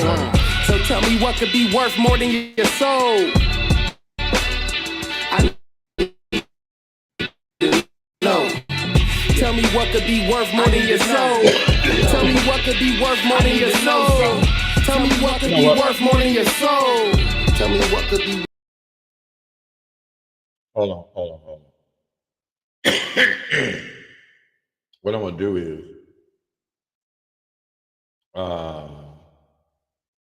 gonna mute this. I can mute this right there. And play this. And ooh, Lord. It's the gold people, but it's that powerful stuff. It's that powerful. Look, I don't generally do reaction. I don't generally do reaction videos. But we are in a political season. And during political season, you have to do some things that are a little, shall we say, unorthodox. You might have to think outside the box. You know what I mean? And the reality is that there has to be some balance. There has to be not only some balance, but there has to be some truth, some reality with where we are and what we're doing. Come on, computer. What you doing? All right. Okay. It looks like this is not gonna work. No, just don't worry about it, bro. Just don't worry about it. Okay. What I need to do then is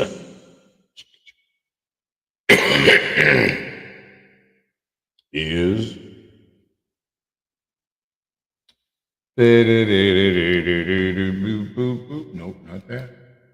Not that. I need to share screen. I need share screen. Share some YouTube stuff over here. Right there. And make this big. And well, what the fuck you watching Hot Boys? Hold on. Got a PhD from Morehouse and you at Louisiana, and people be like, well, you can do both. Okay.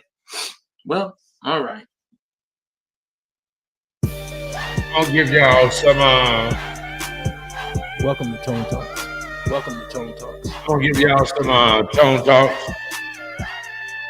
What up, y'all? This is Attorney Antonio Moore coming to you from Tone Talks. I want to have a discussion today about how the Democrats and the Republicans, how the voting electorate, the people in control see you as a black voter. I believe that they see you as Toys R Us kids. And I got to look at why. I mean, how many of y'all was at Louisiana? So you got a PhD from Morehouse and you at Louisiana, and people be like, well, you can do both. Okay. Well, all right. You supporting a dude that vote for Trump, endorse Trump, that look like that. But okay. I want to talk today because on the other side, you got Cardi B, and she can't even really speak English all that well. She uses curse words to fillers because it's really hard for her to speak this language. But y'all see her as a businesswoman that uses English as her tool to rap. I want to talk today. I want to talk today because I don't understand how you think you're going to be part of the electorate that changes the nation when this is who you stand behind. I want to talk. You got Lil Wayne standing with Trump, looking like a whole Republican, but it was at Louisiana when he got the key to the city. I don't know why he would get the key to the city. You got Cardi B, who basically has admitted to, at least in Instagram, some form of rape of men. And in addition, to me, presents and puts forward a lot of degenerate language and life and living. But we got her with Kamala hugging days before the election, giving basically an illiterate speech. The use of largely degenerate black celebrity is showing a Toys R Us like political mentality among black Americans. So you got black folks that got masters from Stanford, that got masters from UCLA, that have advanced degrees from Howard, that are going to these degenerate aged black celebrities. You know, Lil Wayne, that Hot Boy stuff, that's senior citizen rap to me. No different than the Fat Joe at the New York Yankees. It is a methodology that says, y'all don't eat nothing but cotton candy, so let me give you some old cotton candy. You wouldn't eat old cotton candy. Well, what the fuck you watching Hot Boys? God damn it. Ain't shit but old cotton candy.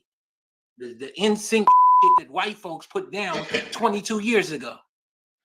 Y'all up there with all your good dazzling clothes. You done flew across the country. You are a black professional. Don't you have some advanced hobbies? Can I get to it? Well, if you're at the Louisiana, of course Trump thinks that he can get to you through Lil Wayne. The use of largely degenerate black celebrity is showing a Toys R Us like political mentality among black Americans. From Cardi B and Kamala to Lil Wayne and Trump, we have been relegated to political playthings by both parties, the Republicans and the Democrats. Can we talk? 310-388-3499. I want to hear from you, women and men. I want to hear your opinion. A whole set of black professionals talking about I am Cardi B as a businesswoman that makes good music as she curses and stumbles her way through a rally speech. She basically presented as barely literate. And you think your daughter that's watching this with you gonna be somebody. You think that your son that's at the Louisiana with you is gonna be somebody. Lil Wayne looked like a whole homeless man to me. She basically presented as barely literate, not to mention her admitting to a form of rape prior. Remember when, and I don't want to get into it because I don't want to get demonetized. You can look on my Twitter. She said it out of her mouth.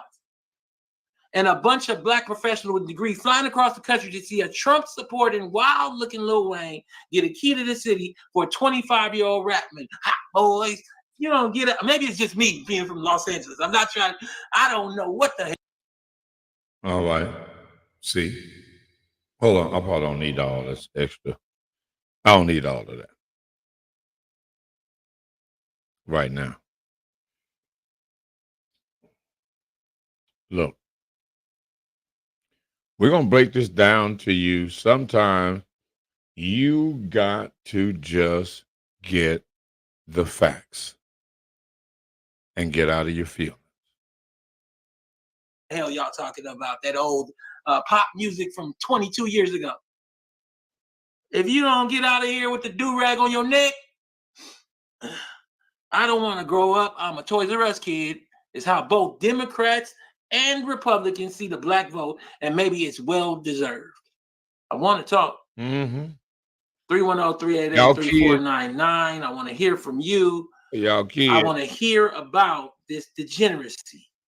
But to give that framework, I want to make sure that everybody understands what we're talking about. Stay tuned in for 4 minutes and call in. Market. I'm seeing that everything tripled up. That like lettuce was like $2 a couple of months ago, and now it's like fucking $7. Of course, I'm gonna say something. Because if I think that is crazy, I can only imagine what middle class people or people in the hood. Of course, I'm gonna say something. Because if I think that is crazy, I can only imagine what middle class people or people in the hood is motherfucking thinking. So yes, I'm going to say something. And I have a big platform, so I do want anybody that's responsible of these prices. I wasn't gonna vote this year. I wasn't. But Kamala Harris joining the race, she changed my mind completely. I did not have faith on any candidate until she joined the race and said the things that I wanted to hear, that I want to see next in this country. All right? I believe in every word that comes out of her mouth. She's passionate, she's compassionate, she shows empathy, and most of all, she's not delusional. Yeah. Kamala recognized that this country is at risk, that the economy needs. Wait a minute. She is not delusional.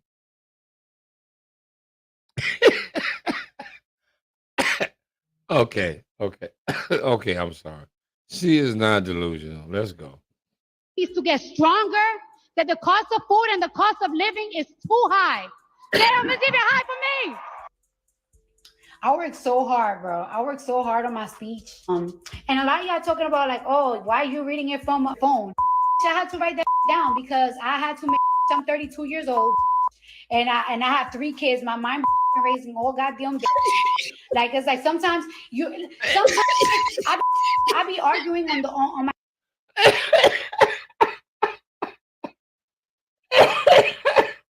She says she's 32 years old. She got 3 kids. And her mind is toe back.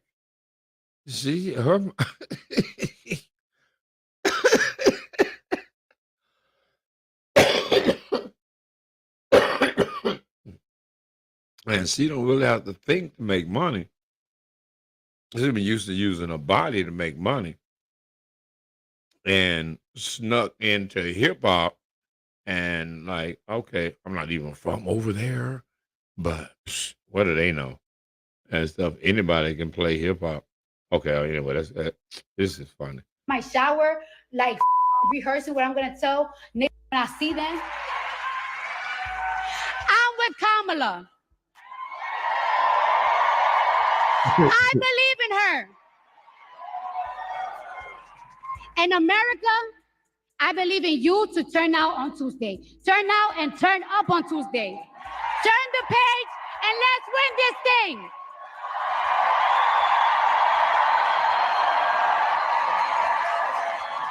Yep. Now, wait a minute. Hold on.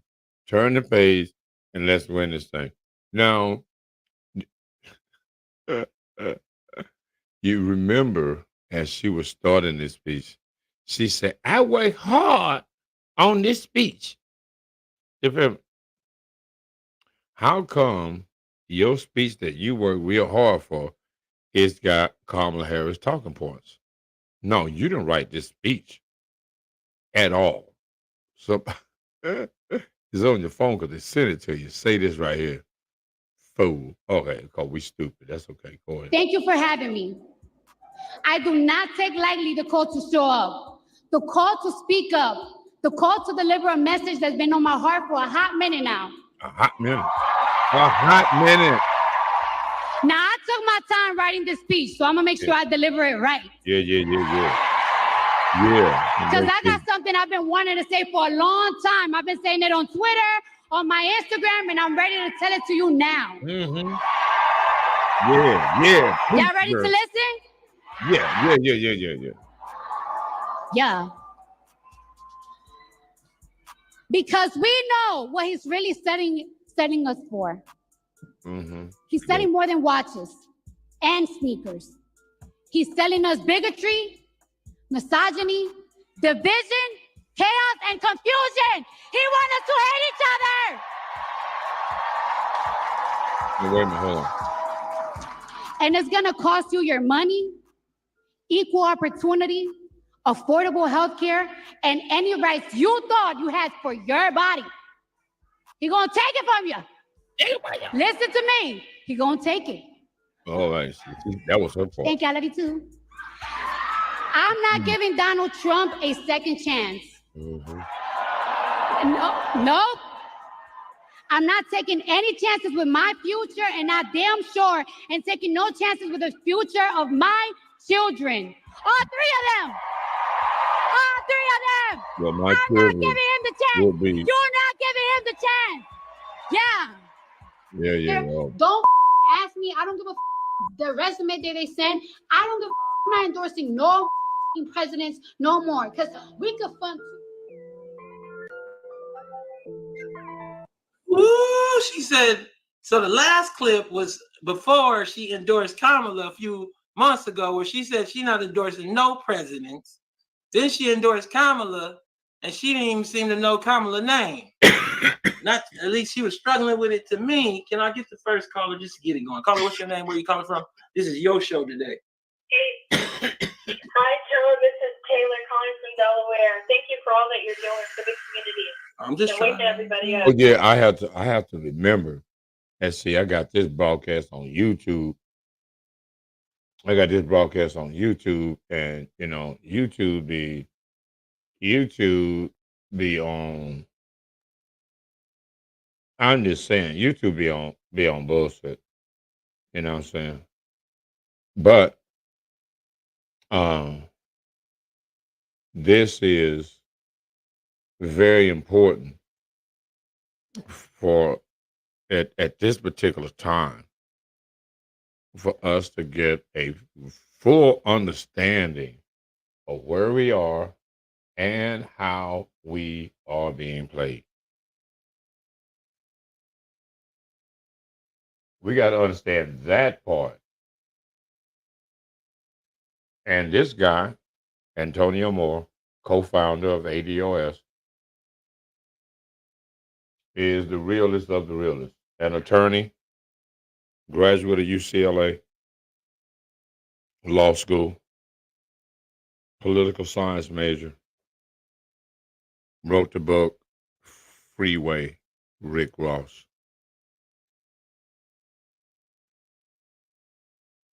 Did a piece in the Huffington Post years ago about it. The Iran-Contra, the Reagan, Ollie North, the drugs being exchanged for guns in Little Rock, Arkansas, at the airport when Bill Clinton was governor.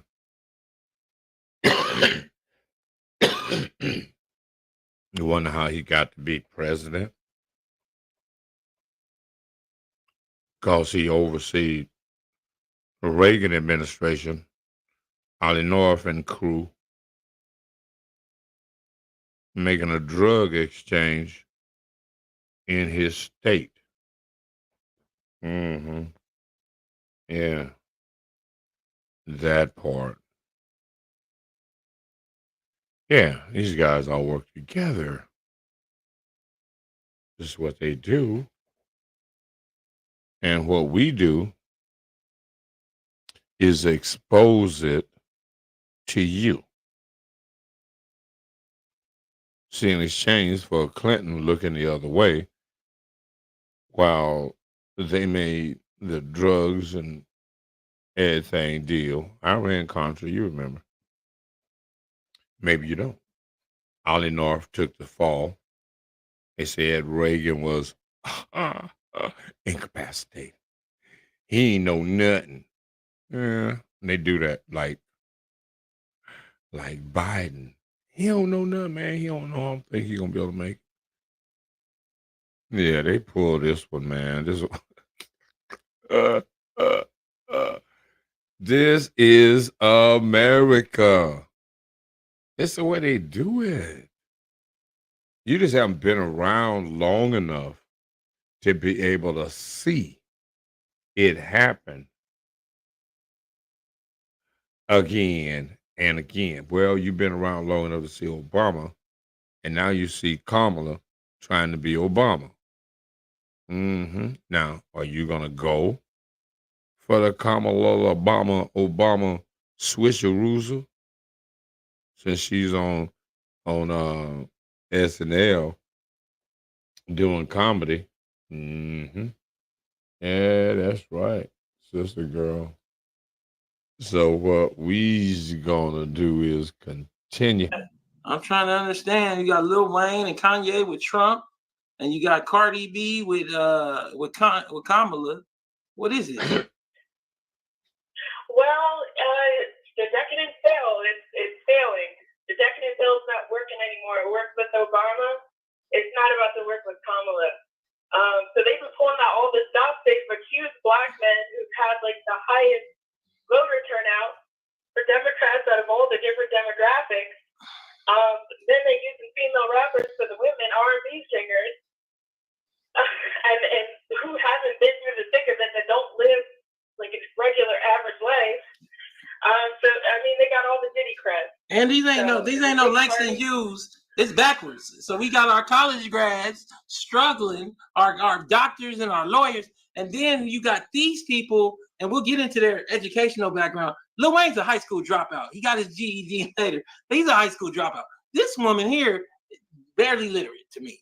I think we're moving into a space where many of you are giving y'all money to these events in Louisiana, then leave the event and want to judge somebody about Trump voting when you just gave your money to the main Trump voter, the endorser in charge.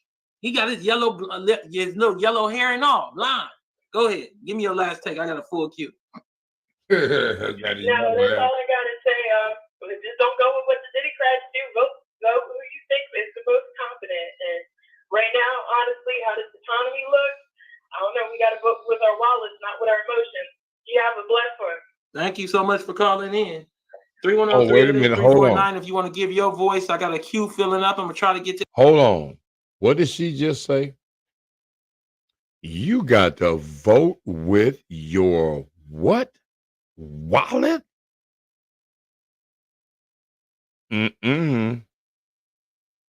That's an L for Kamala. See, there hasn't been this level of backlash in forever. And the fact that you can go right now and look at any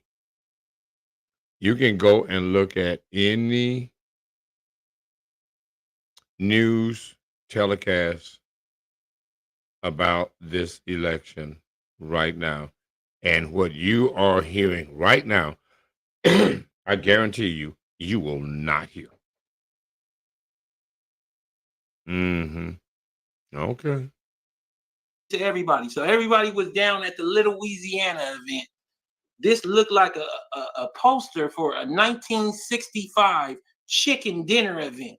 You know, this looked like the T-shirt that came out in '83 before they had Photoshop. This looked like, it looked like Lil Wayne. God dang. If he don't look like every part of failure in Black America, he looked like you look at Black failure and Lil Wayne face come up. I'm just telling you what I see. I could be wrong. Y'all be loving on this stuff, Hot Boys and the Hot Boy. MC Hammer came out in 1992. He had sampled Super Freak, and by 95, all them cereals and the cartoons was gone. Why is these people still here? Have you ever asked what white person wants them here? Have you ever asked, do I like Hot Boys, or am I just liking it because I don't like my life? I want to fly somewhere, so I'm willing to take any old summer jam event from 2001 that they throw at me as a way to escape my truth. Can we talk about it? You don't like to read. You don't like to hike. You don't like to do nothing that it takes to build your body or your mind. So you're going to fly across the country to see this man in these pants. Can we talk about it? With these shoes on.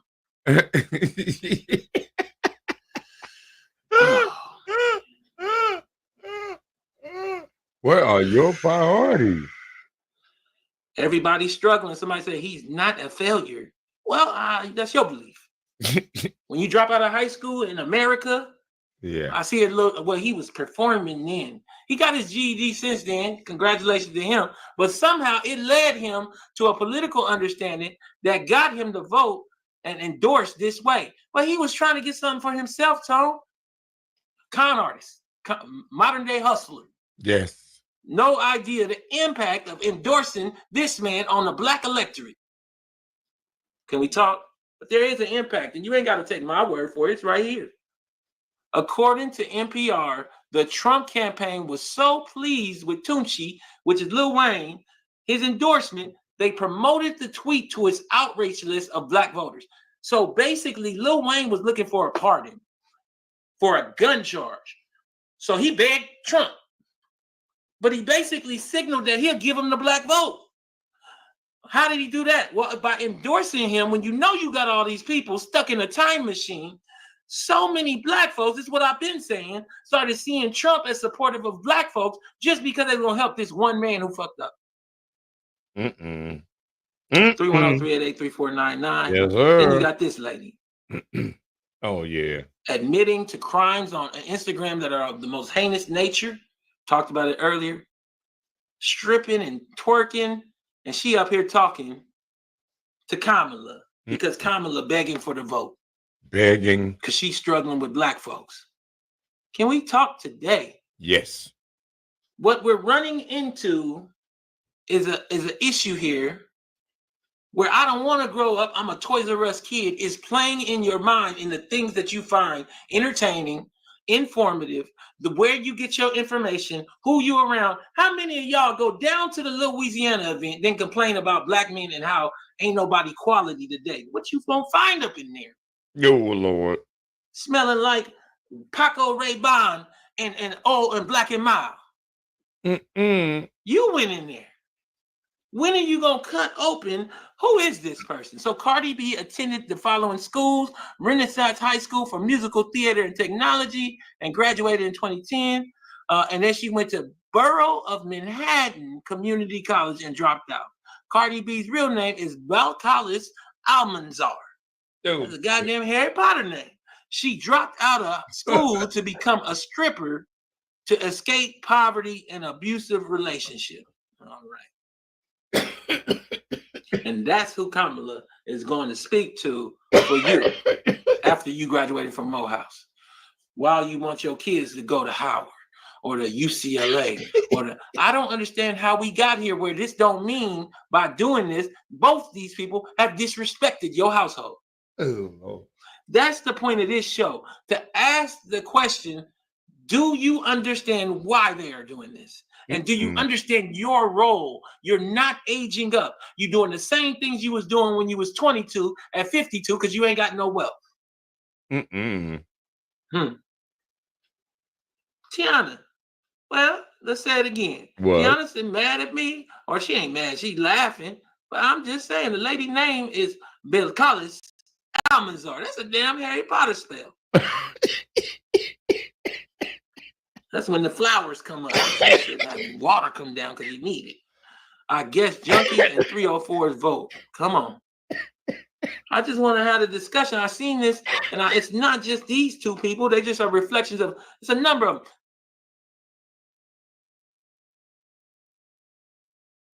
Houston in January 2005, he dropped out again the same year due to his conflicted schedule. He switched to University of Phoenix, and we don't know if he finished. All right. This is what we doing. They think ADOS are buffoons because we allow our celebrities to incorrectly represent us. These people ain't even celebrities no more. Like Lil Wayne's music is like from the senior citizen music, just like Fat Joe now. I know you loved him when you were 21. You 46 now. We are stuck in a time machine where we're talking like his biggest hit was 3 years ago. Oh my God. They have, and white capital is behind them, keeping them relevant despite there being no relevance of them in your life, not even in terms of pop culture. Can we talk? Oh my God. Oh, they still again. MC Hammer came out in 92. By 95, he was gone. When nobody listened to Dolomite for political ideas in 1993. But you are through Lil Wayne. He ain't shit but Dolomite. He Dolomite in 94. I just want to talk. You got Kanye with Trump, if you remember. Came to the White House with his red hat on. Now he running. When I told y'all the day before the Adidas dropping, that Adidas will drop him, so many of you, because you believe in black celebrity, because that is your escape hatch for all your lack of legacy, your lack of wealth, your lack of education, your lack of opportunity. Y'all told me it was impossible. You remember that? Y'all told me when I told y'all 2 days before Adidas was going to drop him, that they will drop him and move on. Bye. You got him with Trump. You got her on this video. We're going to play that video again. We're going to play that video again. Trying to explain why she was reading from a phone and struggling. We don't need to know why. We know why. You don't make no sense. It wasn't yours. Oh my God. Somebody said Hammer hit in 88. Well, he was gone by 93. 5 years. Oh my God. Maybe 94. That's when Diddy and them hit. Out of here. Corny as hell. Everything he had on. And part of that is the Telecom Act and how they use manipulated radio. Many of you do not understand. You only like these things because they told you to like them. Yeah. You only think Hot Boys is relevant because Hot Boys was told to you as being relevant. You know what I told somebody? It's so weird that 12 years ago, you would have thought the Hot Boys song was whack because it was old. But now, because of the celebration of old hip-hop artists, it's a classic. Are we going to play that video again? Are we going to play that video again? Can we talk? Y'all can't take it. The music videos are stuck in your mind. Ask yourself, if this man, you didn't know him, Lil Wayne, walked up to you, oh Lord, and wanted to sell you a couch, wanted to be your friend and go to the club with you, met you in front of the church, was going to sell you some chicken, what would you say? Oh my God. But you're going to let him sell you your politics. Our politics, our whole president. You're going to let him sell you your politics while he's selling you a far right wing crazy man. You're going to let her sell you your politics while she's selling you an Indian Jamaican that doesn't even give a good speech, that has not told you what she's going to do for you. This woman, you're going to let her sell you your politics. I don't know why your parents sent you off to Howard. You might as well stay at home. Shit, the Louisiana event across the street. Oh my God. This is too much. Y'all better like and share the show. We gonna play that video again. Don't worry. Wait, hold on. Y'all better like and share this show because we try to keep it informative. I know I'm kind of stretching the boundaries right now, especially with YouTube and content from YouTube. They just don't really like this. But it is important that I give you some really good information. And possibly moving forward, you have a better understanding of what your role is in community politics and national politics. All right. Oh, but this is just fun. Tone is just good though. He's good. Ain't no doubt. Let's go on and play it because everybody asking for it because it sets everything up. Like I went to the supermarket, I'm seeing that everything tripled up. That like lettuce was like $2 a couple of months ago, and now it's like fucking $7. Of course, I'm gonna say something. Because if I think that is crazy, I could only imagine what middle class people or people in the hood is motherfucking thinking. So yes, I'm going to say something. And I have a big platform, so I do want anybody that's responsible of these prices. I wasn't gonna vote this year. I wasn't. But Kamala Harris joining the race, she changed my mind completely. I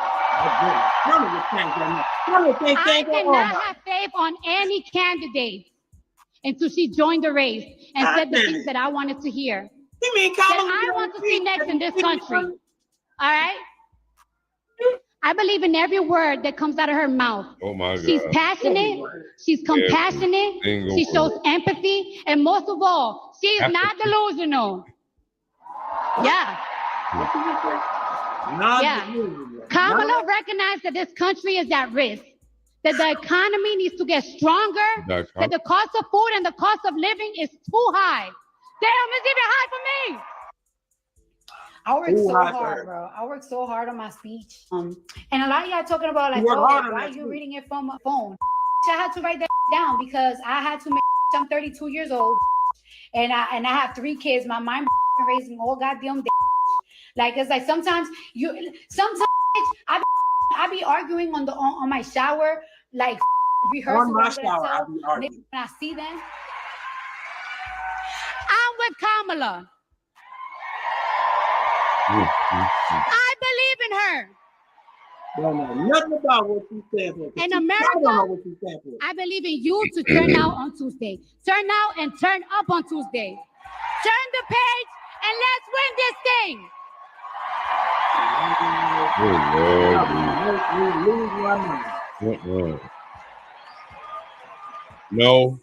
No. Thank you for having me. I do not take lightly the call to show up, the call to speak up, the call to deliver a message that's been on my heart for a hot minute now. Not a hot minute. Now, I took my time writing this speech, so I'm going to make sure I deliver it right. Took my time. Because I got something I've been wanting to say for a long time. I've been saying it on Twitter, on my Instagram, and I'm ready to tell it to you now. Y'all ready to listen? You know I had to replay it. I had to replay this. Because we know what he's really setting us for. Oh, selling us for. He's selling more than watches and sneakers. He's selling us bigotry, misogyny, division, chaos, and confusion. He wants us to hate each other. I think we already. And it's gonna cost you your money. That's in hood. Equal opportunity, affordable health care, and any rights you thought you had for your body. He gonna take it from you. Yes. Listen to me. He gonna take it. Thank you. I love you too. I'm not giving Donald Trump a second chance. She out there with the supreme hairdo. Nope. Talking to us. I'm not taking any chances with my future, and I not damn need sure and taking no chances with the love future of my to ease children. my All mind. three of them. All three of them. My I'm children not will giving be him the chance. all three of them. You're not giving him the chance. Yeah. Don't f***ing ask me. I don't give a f*** the resume We they heard sent. before. I don't give a f***. I'm not endorsing no f***ing presidents no more. Because we could fund. Yeah. Oh, she out there with the Supreme's hairdo. I need This woman love. here. Let me take this caller. Caller, what's your name? Where you calling from? What's going on, sir? This is Christian from Fayetteville, North Carolina. How you doing today? Faithful caller, what you think about this? You came up of the age of Cardi B, and you're too young for Lil Wayne, but some of y'all still listen to the old music like Ray Charles. Give me your take on this whole thing. Unfortunately, it is my generation. I had it's almost an observation, but a question that I've been having, because I'm seeing it. Of course, we're seeing it right now with Cardi B, but not that long ago, Amber Rose was at the RNC. We had Glorilla that did a performance. Can you say that one more time? Who was at the RNC? Amber Rose. Okay, just making sure. So my question is, what is it saying about our people in our politics when either side decides to get whatever celebrity endorsement to get our attention? Why are they picking the most raunchy and destructive options that are available? We have so many artists and people doing things like, and we already don't agree with the celebrity being involved anyway. But if they're going to pick anything, the worst of us, or the worst that they believe we have to display is being picked. It's being displayed, and then we're being told that we need to be accepting of whatever that thing is. So I'm wondering what that says about us as a people. And then also, I'm wondering, why is it that we can't recognize, family? Because a lot of people, the trope that's being used, especially with the Harris campaign, is that, Kamala, especially with black men, Kamala should remind you of your mom, your auntie, whatever. My mother wasn't an apathetic carpetbagger who pretended to love me in public and then, completely engaged in benign neglect when nobody was there. And she wasn't Indian. And she wasn't Indian. And she wasn't Indian, and she didn't get to fly on a plane in the 70s to India. And she didn't have two parents that were professionals, that were professors. And we can do all the ends. This woman is, this is just a joke, man. And flat blackness don't make no sense. Go ahead. No, it doesn't. So I'm genuinely curious, why is it that what is it even saying about our family structures that if this woman reminds you of your family member, of somebody that would use you so brutally, they would abuse you so brutally, what is that saying about? Then we look at family. We look at family through the lens of a Cosby Show, topical, very, very basic. We don't understand how to dig any deeper. It has no cultural, because we don't have a language. We speak English. It has no culture. We don't come from a home country. There's no real deep-seated outside of America cultural ties. Then inside of America, we give it all away as if everybody's the same. Her family just got here. They just got here, both sides. And then she's anchored in being Indian. Her auntie already said it. Everything that Kamala is comes from the mama. But in addition, would it matter? The daddy is Jamaican, and we don't know if he's Jamaican Indian, which would make him not even a black person. But nobody really wants to dig into that, as they should have, because black people have not created, before ADOS, we didn't do any work to even create identity. Forget the wealth side. So then you ask the question before that of why they use these people, because you watch these people. There is no Little Louisiana event without a black girl that's a nurse or a doctor or a lawyer that went to that shit. Why you go to that? You old. Get your ass and sit down. That's not a read a book. Let me give you a book to fucking read. Go read this. White Trash. The 400-year untold history of class in America. You need to be out here developing and growing. You out here in there, and it smelled like Black and Mild and burnt ends. It smelled like Paco Rabanne and feet. It smelled like chili Fritos. They in there serving chili Fritos. What is you doing? If you at some place where they serve chili Frito and then sausages, just loose sausages, they selling Kool-Aid in the Ziploc bag. and you talking about ain't no good men in here. I'm gonna let you go, Chris. Yeah, so I just feel. Thank you so much. I just feel like a lot of us aren't honest about why they're using these people, and why they're using these people is because you don't really understand. You didn't do the work in between. You didn't go to the local congressman or the local assembly member and make your interest known. You didn't show a developmental growth in. Did you see how many people was at that Louisiana? What are we doing? What is that? He a whole Trump supporter. Even if you don't want to deal with this pop music. Well, white people will be at NSYNC, not the same ones. Those are the same ones that got Disneyland passes with no kids. No. Y'all be using that as an outlet to connect back to when you was at Hamilton High or Dorsey High or Banneker. You still be trying to be 15 again because it was so good when you was 18 or 19. White folks is having a 40-year-old fun. What is your 40-year-old fun? That's why they using Cardi B. You don't have a 40-year-old fun. No. Your 40-year-old fun is the same thing that you found fun when you was 22. And that is why he used Lil Wayne. Yes. According to NPR, the Trump campaign was so pleased with Lil Wayne's endorsement, they promoted the tweet to his outreach of black voters. He traded the black vote to get a pardon. This old piece of shit. Understand, there is a value that was placed inside of him because of all that marketing, all that damn support y'all gave him. He traded that for his pardon, and he knew that Trump, a right-winger, would use that to get your vote. Yes, sir. That's a sellout. You got her saying, I'm not endorsing nobody. Soon as something happened, I don't know what white person called her and said, you better be on that stage with the Supreme's hair that we got for you, or we will cut your water off. Yeah, boy. We will. This is whole debauchery, degeneracy. Whole Toys R Us kids. Excuse my lighting because it's getting dark early. You know, the daylight savings changed. Caller, what's your name? Where you calling from? Yeah, what's going on? I'm on iPhone. I'm getting it in today. Yes. Tucci? What they say? Tucci?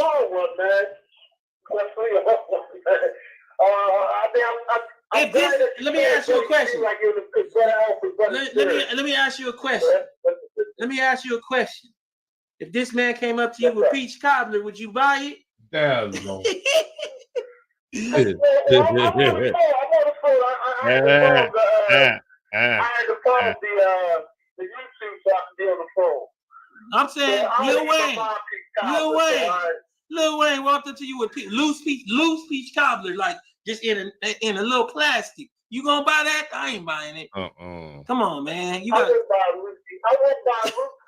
buy Lucy from Lil Wayne. He looked real crazy. Go ahead. That's your Uber. That's your Uber driver. Pull up. This dude pull up as your Uber driver. Oh man, just cancel that. I'm gonna go back up there and take my clothes off. I ain't getting in no car with you. Go ahead. Give me your take. Yeah, hello, this is his daughter. Wait a minute, hold on. How did she go to college?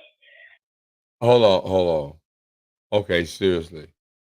If Lil Wayne, if your driver that looked like Lil Wayne pulled up, it's 2:30, 4 o'clock, 2:30 in the morning, and you call a Lyft, and this fool that looked like that is the driver, what you about to do? You know you're getting ready to get robbed. You already know. You trip. She skipped school. She can't meet my man.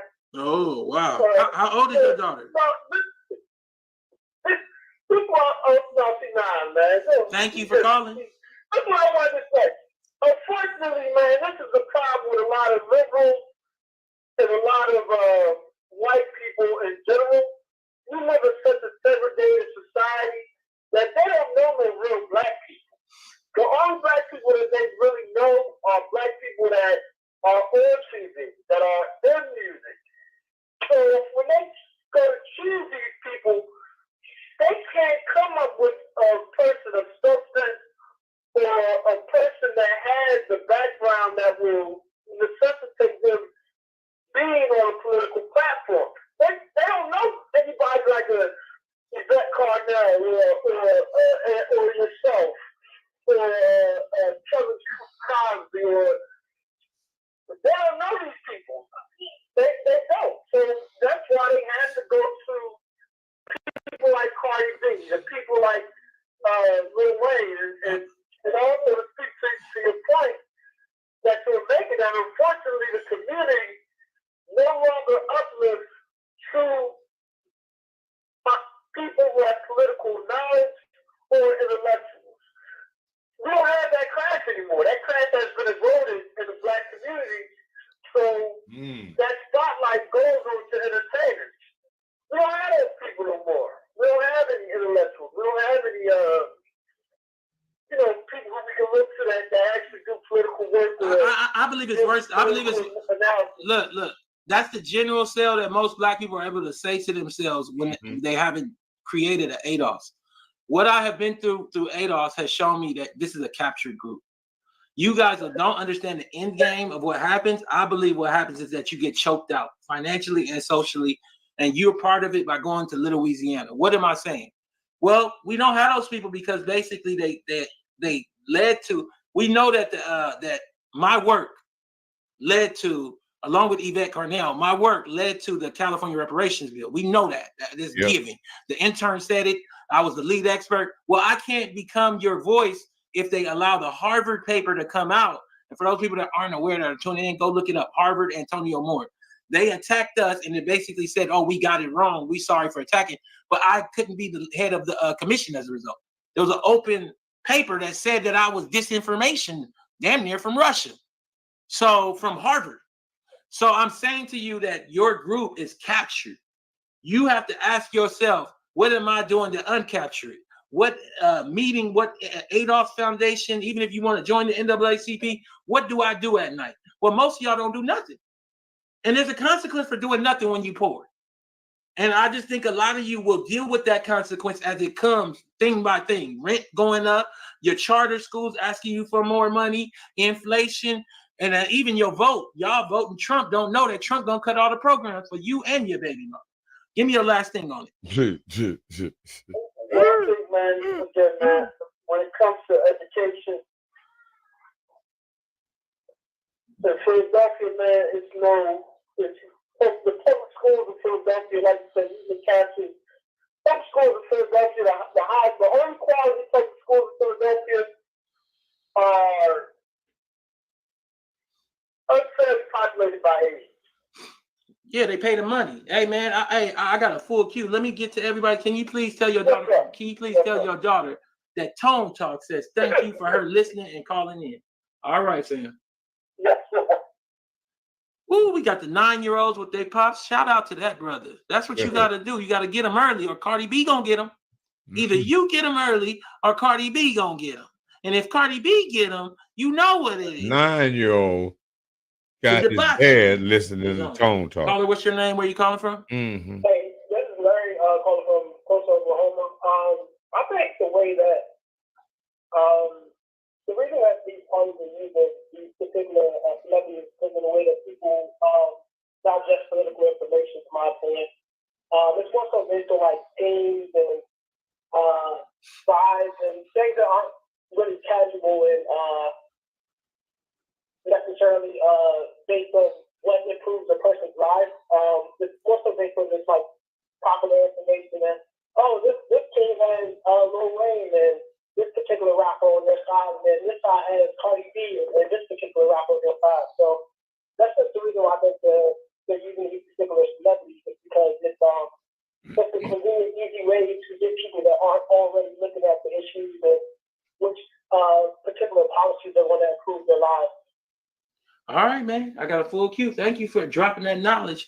I did a piece called The Decadent Veil on Huffington Post back in 2014. That's 10 years ago. And I told you that the decadent veil of black celebrity is a wealth illusion. If you look in the image, I got Oprah in there. At that time, Kobe was alive. I got Beyonce and Jay-Z in there. somewhere they down here. And if you see the whole thing, you got Dubois in there, and I just think that there is a veil that has been weaponized by white capital to keep black folks from doing anything advanced in terms of thought.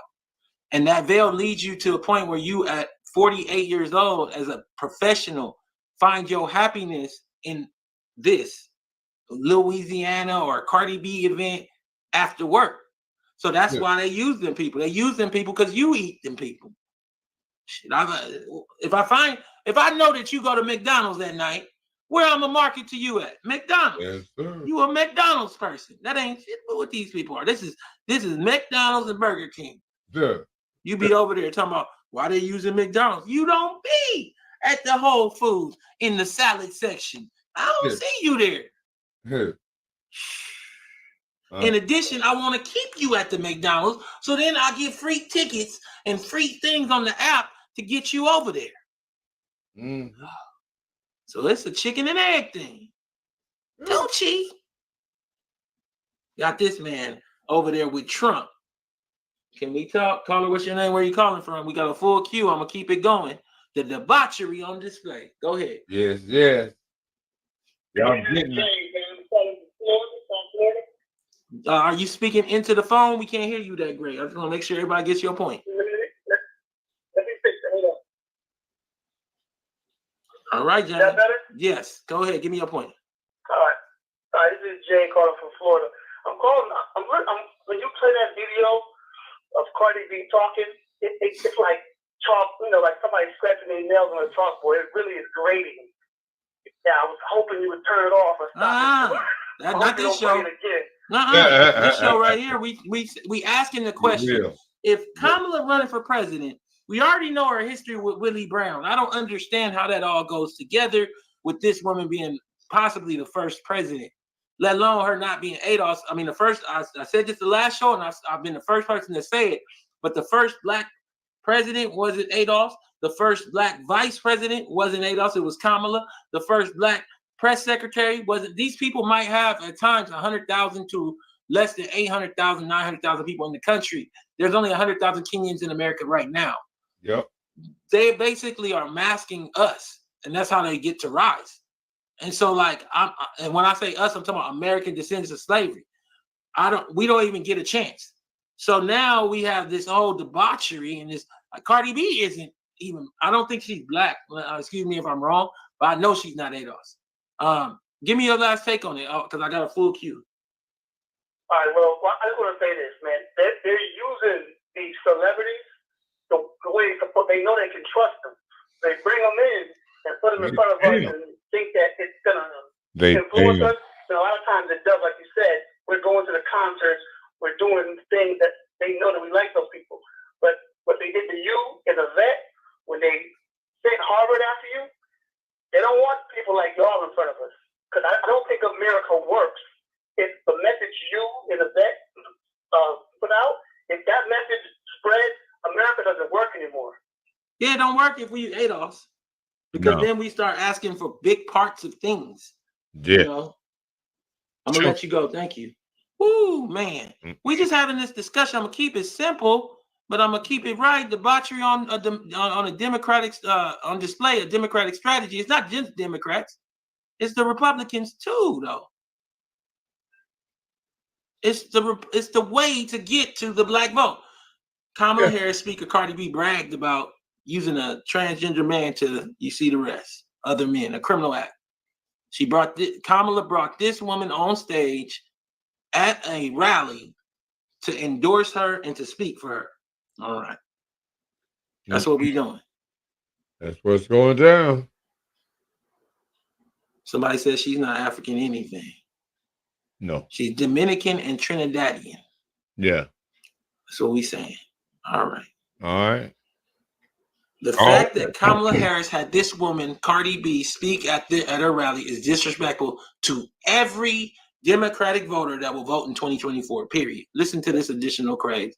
And I played it already. Let me play the show clip. I don't care.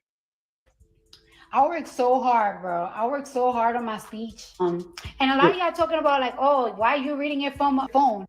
I had to write that down because I had to make. I'm 32 years old, and I have 3 kids. My mind raising all goddamn day. Like it's like sometimes I be arguing on my shower, like rehearsing what I'm gonna tell niggas when I see them.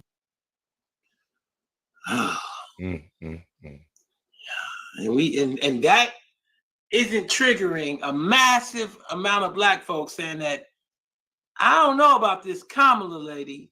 She don't respect me at all. She done brought debauchery on stage. Remember, she had Megan Thee Stallion twerking for votes. I believe in Atlanta. You got Lil Wayne, and he got his felon photo, and he got out of it basically in one way or another, in my view, pitching the black male, particularly black vote, through an endorsement that confused people on Trump. And we dealing with the consequence now. All these men don't even know why they like Trump. Lil Wayne told you to. All these men don't know why they like Trump and don't know Lil Wayne told you to like Trump. How'd he tell you? Well, when he stood with him looking like one of them, White Chicks, the movie. This man looked like a whole little white woman. He looked like a golden girl. Lil Wayne looked like a whole golden girl right here. Got on Dolores's dress, Rose's out. This is the outfit Rose used when she was trying to get that date. Can we talk? Lil Wayne, who once endorsed Trump, has been pardoned. You got Kanye, he crazy, running around. He lost because they didn't cut his water off. Caller, what's your name? Where you calling from? Yeah, it's Courtney from Dallas. Give me your take, Courtney. Yeah, I think kind of hit on it a little bit. I think for political and socially, we don't ask for more, so we don't really get more. I mean, it takes Hillary Clinton having hot dogs first, or Barack Obama shooting basketball or something, and that's just enough for us. So they keep going to it because the well's still full and people keep drawing from it. Can I say, all right, man, look, give me your last take because I want to make sure I get to this point because somebody is saying something in the chat. I want to bust them up. I got to bust them up. Go ahead. Pow, pow, pow. Yeah, give me your last take on it so I can go on and get this woman. Well, all right, man, I got you. But nonetheless, let me say this. I need y'all to know what you're talking about. At least. You can't say things in the chat that don't make sense in a timeline. Donald Trump has not used Wayne. Donald Trump pardoned Wayne. It's only right for him to show up for Trump. All right. Oh, boy. Lord, y'all, Lil Wayne, who once endorsed Donald Trump, has been pardoned. What does that mean? That means the endorsement came before the pardon. You don't understand the subject matter. From a timeline standpoint, we can't even stand behind your argument. But in addition, because of his social position, as a result of the celebrity, you can't do it on an individual level. There's too much exchange from his support to make it individual at his benefit. No. You got to stay in jail, boy. You did that crime. You can't sell the black vote. And the reason why we know it's a selling of the black vote going back is how Trump used the actual support. According to the NPR, the Trump campaign was so pleased with Tunchi, Lil Wayne's endorsement, they promoted the tweet to its outreach list. It was used to get the black vote, and particularly the black male vote, and we are dealing with that consequence now. I have no idea what you're talking about. You don't know what you're talking about. Many of y'all that have went right don't even know how to be right. You goddamn the Tasmanian devil. Oh, my God. You don't even have good arguments. Get on out of here. Can we talk about it? Goddamn pardon came after the endorsement, and she talking about a thank you. I got somebody else that said that craziness too, inside of Trump's explosive dinner with Ye and Nick Fuentes. They telling us about the election. It closed up over the weekend, over one day. It closed all the way up where she was tied. Well, they ain't tied no more. She down 12 points. Who will win the presidential election now? So it closed up over the weekend in one day. Look how it just dropped. And everybody was nervous. Well, now that they got the real Iowa numbers, Trump is up 12 points, according to bets. This is Kalshi, what people using the bet on the election. This is the weekend when they closed the gap. Being down 30 just 5 days ago, Kamala Harris was up 6. But she ain't up 6 no more. She down 12. Oh. That ain't what they Lil saying Wayne, on who TV. once endorsed Trump, has been pardoned. So similar to the tweet earlier that I just talked about, or I should say the post in the chat. I'm telling y'all. You had Dr. Lisa Brown come up in my thread, and she said Wayne didn't give a campaign speech, meaning like Cardi B, for Trump. I think he was showing gratitude to Trump for helping him with his criminal justice program. Lil Wayne endorsed Trump for president just like Cardi B did with Kamala. That's what matters. But more than that, if you endorsed him before the pardon, well, it wasn't to thank him, it was to get the pardon. Yes. I can't help you with logic. Yeah. And then he used the endorsement in emails to basically signal to black folks that he for black folks. Right. With no policy for black folks. Y'all don't get it, She though. came back frustrated with me and said, okay, I said he didn't give a speech. I'd imagine he'd endorse anyone who helped him deliver from the criminal justice system. You don't get to do that as a black person that is elevated. You can't trade the mass investment of black folks into you for your own individual gain. But I don't know how to explain sellouts to you if you was born into a world that told you sellout is success. You don't know what a sellout is. You don't think Billy D. Williams selling Port 45 is a problem because you celebrate Diddy and Ciroc or Rick Ross and all the shit he sell. Wingstop and fucking alcohol. Shit that'll fuck your arteries up. You don't know what a sellout is. You think being a sellout is the way forward because that's what black success has become in America. We don't sell no beans and no potatoes. We don't even sell the weapons. We don't sell nothing. All we sell is that we'll sell Arby's for you. That's how Ving Rhames be sounding. We'll sell Capital One. We'll sell the gambling. We'll sell the Chase Bank account. We the voice of selling white folks products. Yes, yes. What y'all think? What y'all think? I'm sorry. I got shoot.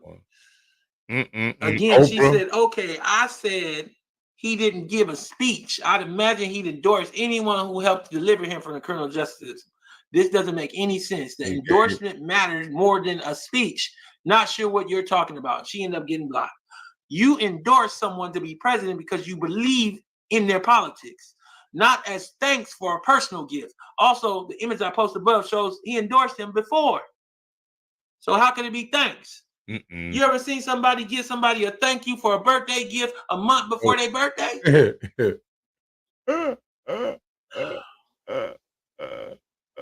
Even Lil Wayne on my side. Can we talk? Caller, what's your name? Where you calling from?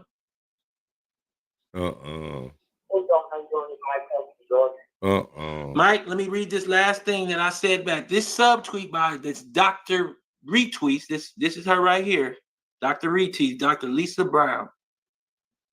Above shows the crazed mental Olympics people use to go to the Louisiana this weekend. Or just to love on Trump, supporting Lil Wayne. This guy gave Trump a begging a white flag to black men in exchange for a pardon on a gun charge. This was not thanks. It came before, and regardless, it was saying, I, Lil Wayne, can tell black men to vote red right wing by endorsement. How do you not know that and engage in political discussion? You please tell me, Dr. Lisa Brown. Can we talk about it? Give me your take. Yes, I think you're hitting it right on the head.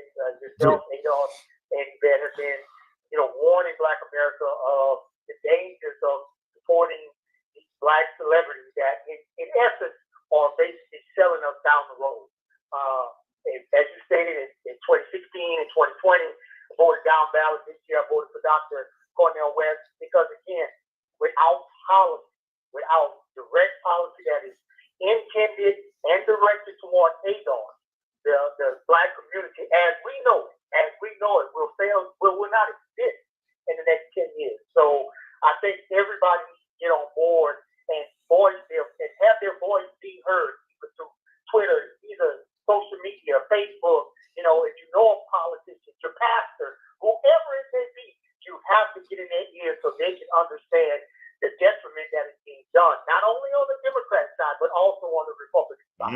So thanks for your time, y'all. No, thank you, bro. I appreciate you Oh, calling. boy. You always give great information. Come on now. I just wanted to come to you today and talk about Cardi B with Kamala, Ye and Lil Wayne with Trump, and how you play into it. Your role, how you not growing up, how you a Toys R Us kid, how and what you need to do to grow up, what you have in your control, how it's the problem. What are your hobbies? Are you still playing Hot Boys driving down the street? Mm-mm. Are you driving down the street playing Hot Boys? I need you to tell me that you maturing, because we can't demand a mature politics with Hot Boys out the speaker. This is Tone Talk. Please use ToneTalks.net to subscribe, donate, and share. Thank you so much. Yes, sir. Appreciate you, brother. And all that you do. Appreciate you for sure.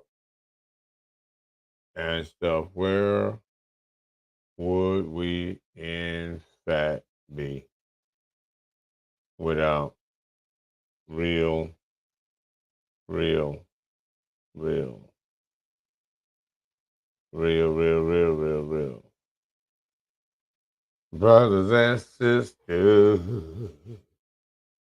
making it happen, keeping us on point. You feel me? And at the end of the day, we are going to have to get our shiznick together, because right now we are failing miserably. You feel me?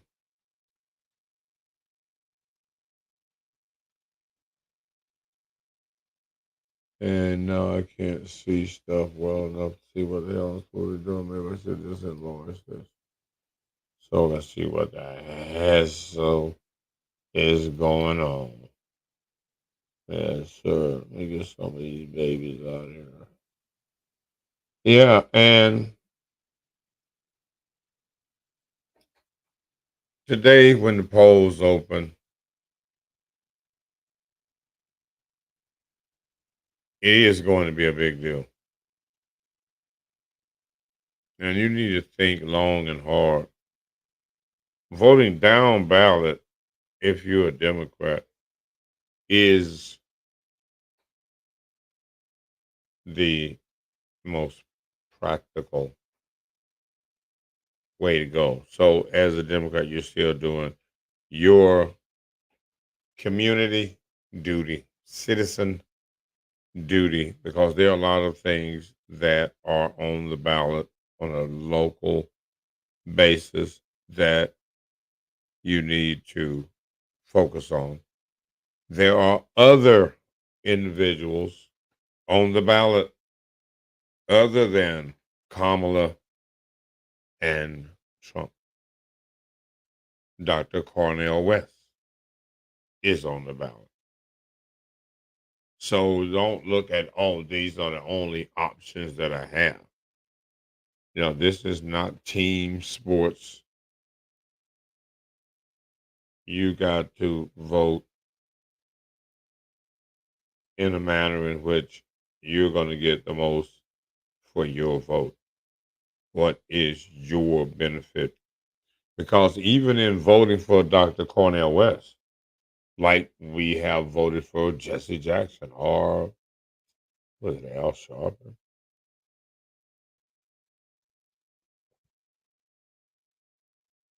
As a feel good, we support our guy. Well, now we need to start voting more intellectually.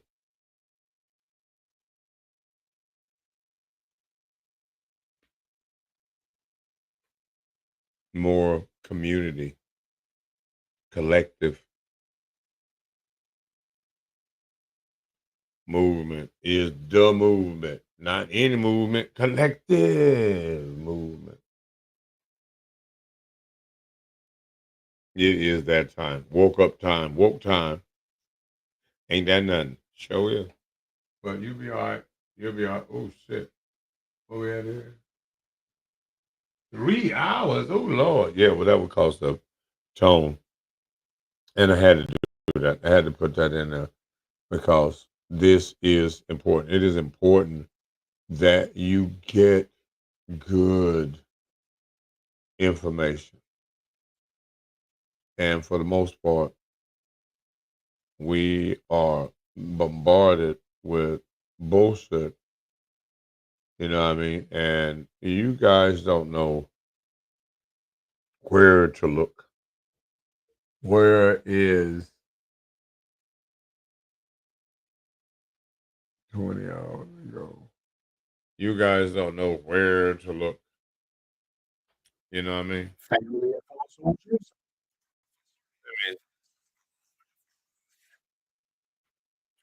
Are terrified of what the future might bring, and there are others who try to understand it.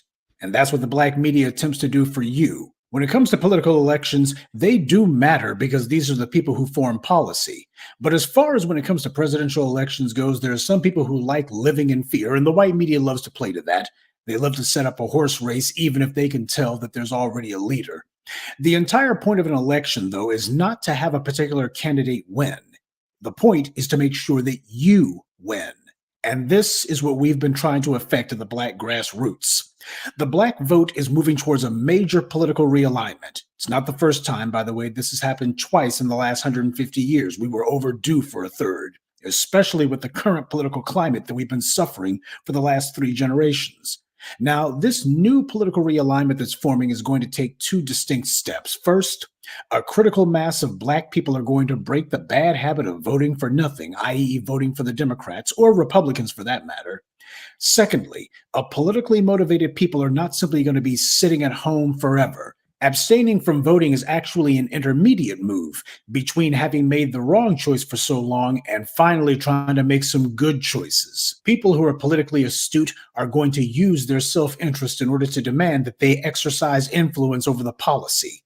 This is going to take the form of either figures from the currently existing political parties realizing the new reality and coming to terms with it, or it ends with us finding and fielding our own candidates. By the way, for that last one, that's an inevitability.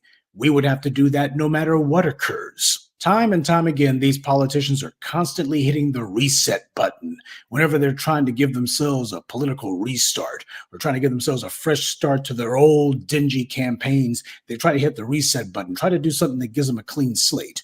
Well, that's what we're trying to do. And never before in the history of elections has any group of people been in such dire need of a fresh start. So what's the loyal opposition up to? Well, what we're seeing is the white left attempting to do a political realignment of their own. For them, this is about making open, blatant abuse of black voters the norm. When Obama was president, it was just him finger-wagging and lecturing us. Then in 2020, you had Jim Clyburn, America's favorite sharecropper, join in the abuse.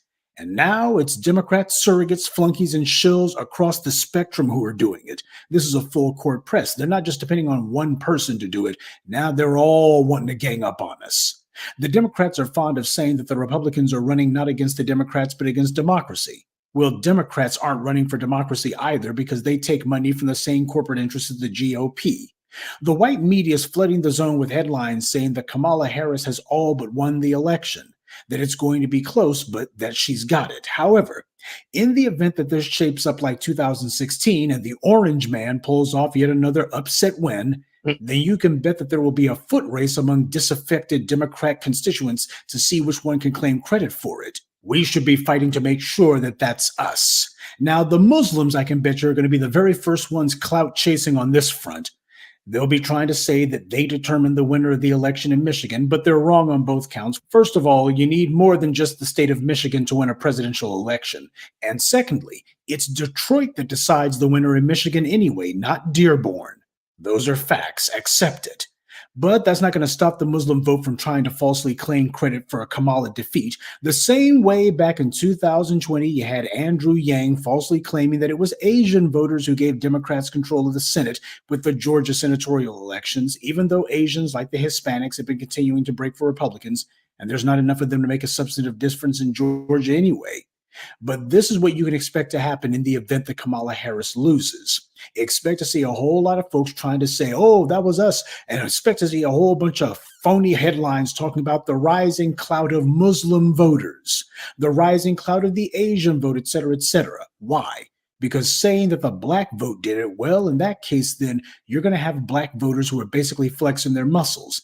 And with this new awakening that the black media has brought about, that is not something the white media wants to acknowledge or encourage. Remember, they tried ignoring black men for the last 6 to 7 years.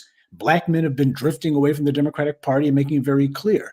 These guys aren't offering us anything, so what the hell do we look like offering them our votes? The white media tried to see if they could ignore us. That's what they tried to do.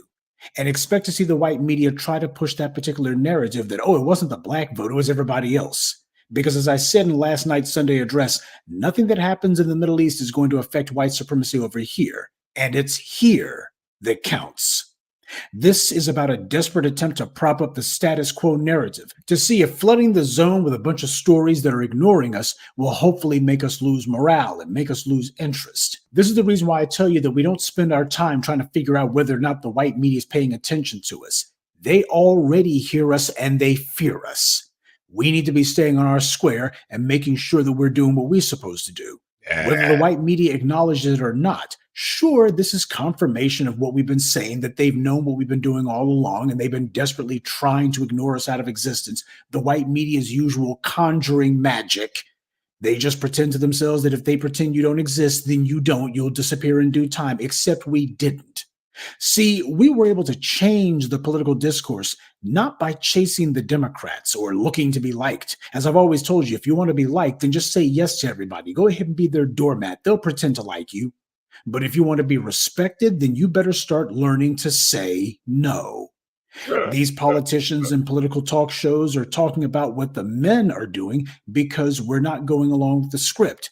But the part that they don't mention is that there's more and more black women who have gotten on board with this. There's a double-headed dragon that's taking aim at these anti-black forces. They spent years ignoring what black men were doing and pretending to praise black women in the hopes that this would galvanize black female voters. But instead what's happened is their refusal to produce anything for black voters at all has made it where even black women are starting to drift away as well. This is a reality that they can't afford to admit to. But by the same token, as the numbers of disaffected black voters continues to rise, even with black women, they're going to have to admit to that reality. In fact, they've already started trying to whisper and tiptoe toward and say, well, this is kind of more of a general gender divide. Nah, not exactly. Well, there could be some age-related aspects here. Some of the younger generations, hell, even Roly-Poly Martin has to fess up to that one. The white media is stuck on the horns of a dilemma, but it's horns that we gored them on.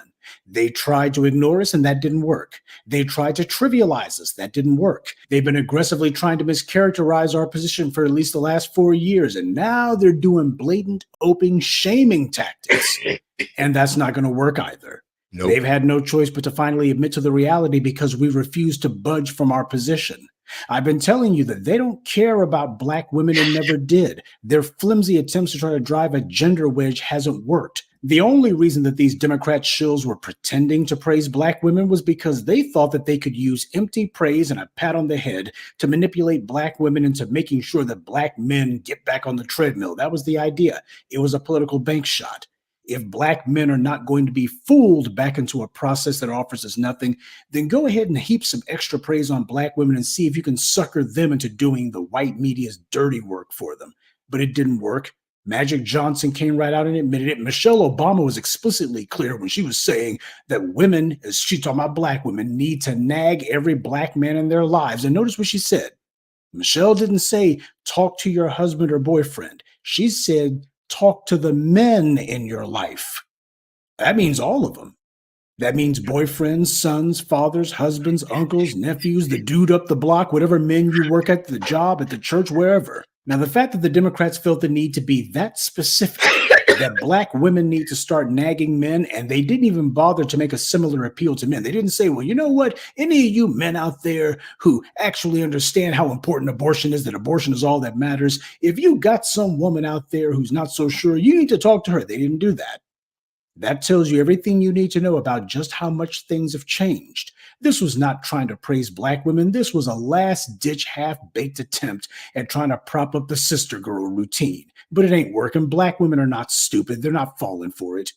We are not investing in whomever wins the election. That's why you don't see me sitting here trying to play Nostradamus and tell you who it is who's going to win. We've got our own agenda. We're not looking for a leader, and that includes a political one. Yeah. We've already got a leader of our own, the code, and we don't allow any election to supersede or influence that. The next step that needs to occur is for the Black grassroots, those who identify as FBA in specific or even as Black first in general, to begin the process of moving into the political arena. It doesn't have to be a run for Congress or the Senate, obviously, but we already know that we can't trust anyone but each other. So at some point, we're going to have to begin getting our hands on the levers of policy. Since we can't find any politicians who are willing to openly and aggressively demand reparations, we're going to create politicians who will. That means we choose people from our own ranks, people that we know that we can trust. The entire reason that you got so many people out there who are chewing their fingernails and sweating bullets about the outcome of this election is because they didn't choose either one of the candidates. So they're just blindly hoping that one of them will do something for them. But you know, that's very different than what the rich do. Whether it be the Elon Musks, the Blackstones, the George Soroses, etc., they're not sweating the outcome of this election at all, because they know that politics is the continuation of warfare by alternative means. And since politics is war, how do you guarantee that you win a war? By funding both sides. This is what the rich do. Now, in our current condition, we're not in their position, but we do have something they don't have, and that's superior numbers. Doesn't matter how many billions Elon Musk has, doesn't matter how much money George Soros has. At the end of the day, each one of those white men only constitutes one vote. Our organized numbers are far more important. It reminds me of something H. Rap Brown said over 50 years ago. He said the enemy, talking about these white supremacists, do not have Black people so much outgunned as they've got us out-organized. That's the next hurdle that needs to be vaulted. So that's what we're going to do. The task before us now is to set in motion a new political dynamic, one whose entire purpose is to produce justice. And what does justice mean? Well, in political terms, it means that no matter who loses the election, we make sure that we win. Good day. And be well. And be one. Yes. I'd like to take a moment to mention some of our contributors. DPB79, Antonio Daniels, Amir Miller, Miss Debbie, and G. Mars. Salute to them and thank you to everyone for listening, liking, and sharing this message. Black empowerment only exists because of you. That's right. See, hold on. Don't start. Don't you start. I can end with that. I can end with that. Ladies and gentlemen, no doubt about it. Oh, Lord. That Black Authority, Black media is a brilliant man. No doubt about it. But in my position, I can't afford to be misinformed. I'm smart enough to know what's bullshit. But I got to get my input because I'm not trying to be in a book, reading some stuff and taking somebody else's word that this is good information that I need to obtain, when I can just pay attention to people that already have obtained that information and siphon a little bit off of them. Oh, all right, cool, I'm good. And because I got fill in about, spaces and shit. But at the same time, the time is, and you only have so long to get a particular message across in this day and age, with all of the buffoonery that is being shot at the people. So I hope that in this show, which has been like weird, that you will have gotten some insight, been able to pay attention.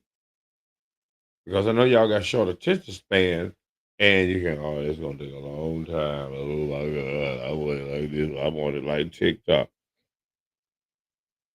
No, but this kind of information, kind of shows that I do, are not for everybody. Everybody ain't gonna make it to the promised land, bro. Really, seriously, everybody's not gonna go. No, some of you are gonna do something extremely stupid today, and you're not gonna be here by the weekend because you hell bent on dumb shit. And why? Because you don't have stability. You don't have family. You don't have some. You don't have people that are expecting you to get things done. Nobody's depending on you, and you aren't depending on yourself. Not to do anything more than day to day. All right, I made it today. It's another day. Wonder what I'm gonna do all day today. Nothing. Get fucked up. Play video games. Nothing of substance. You're leaning on the people around you. What happens if they vanish? What happens if something happens to them? Bam, you're gone. You're outside. A lot of you are this close. Not you, a lot of us. This here close to being outside.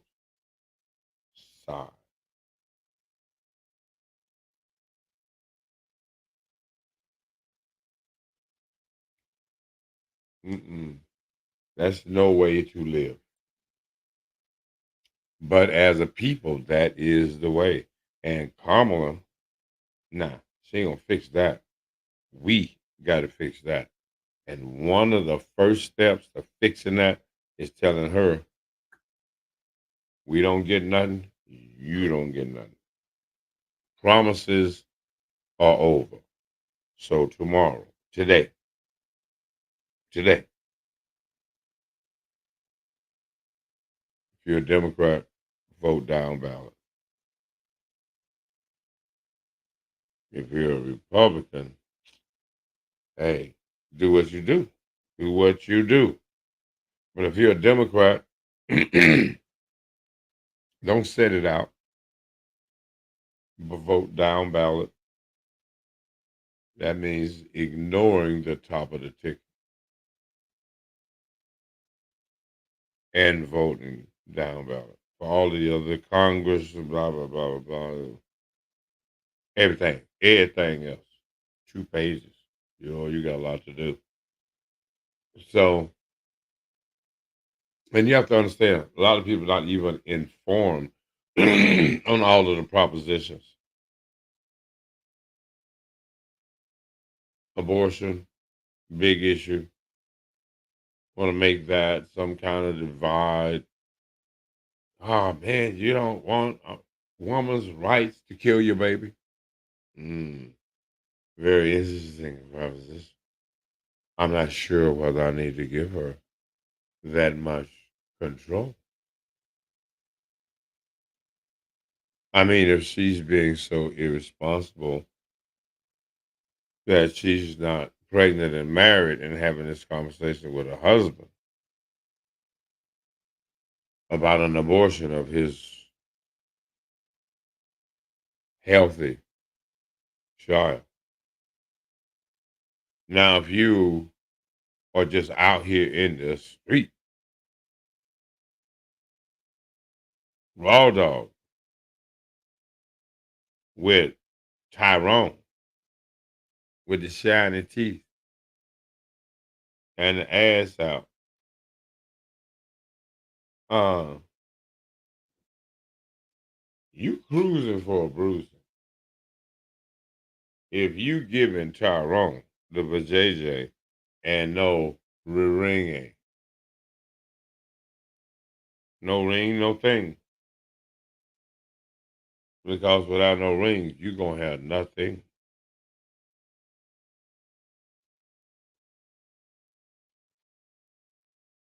I mean, come on. Come on. Talk to me. And then you want men to respect the fact that you want to kill the children and not be married.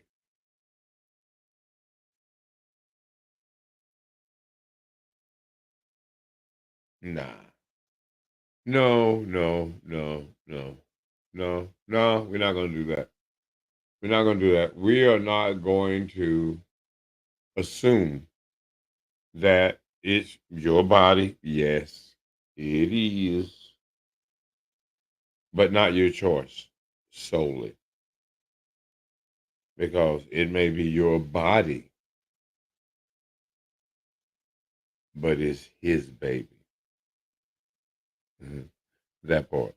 Now, think about this. If you, as a woman,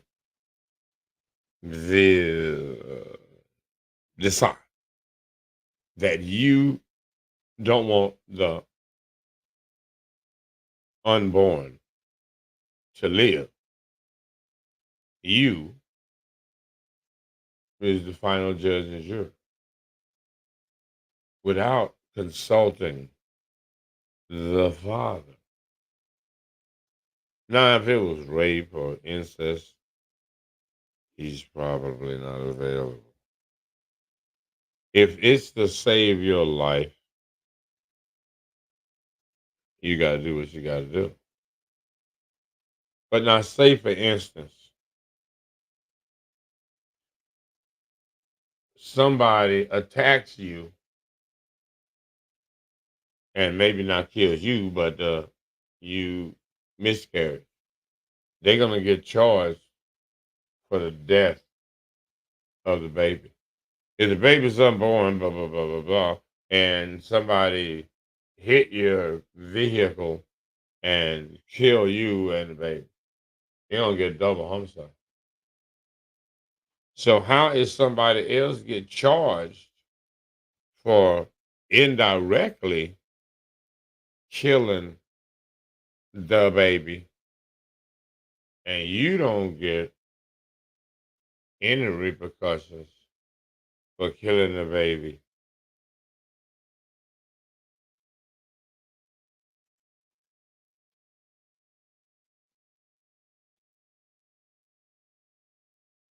Mm-hmm. Mm-hmm. Premeditated too. That part. So now you get to premeditated kill the baby. Somebody else accidentally killed the baby unborn. They got a charge. You ain't got no charge. The father, meanwhile,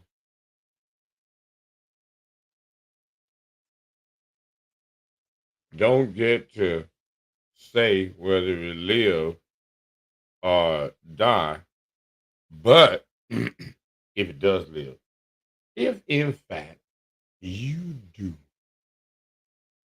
let it live, now he gotta pay. Now it's his. Oh, our boy is his now, though. And not only is it his now, now we got the his prenatal. You go us back payment, bro, for all from conception. She was having cravings and was eating all kinds of weird stuff, and she had to take special vitamins, and she had to go to the doctor regularly. So we got a bill here. We got a bill here that represents pre-birth for you.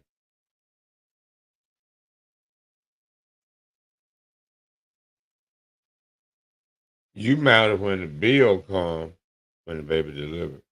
You don't matter prior to that as a father. You don't matter at all. Very interesting. You have to try to wonder, how in the hell did we get here? Well, man, you don't matter. You're just a sperm donor. Will you just put that in a cup, please? Thank you. Thank you. Mm-mm.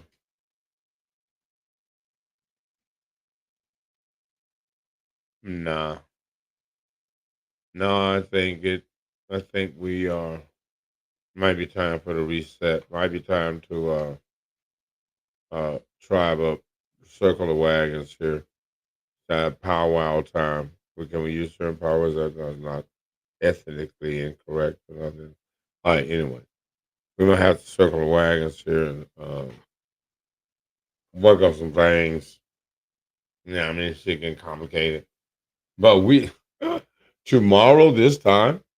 Oh, how many y'all jumped off the roof?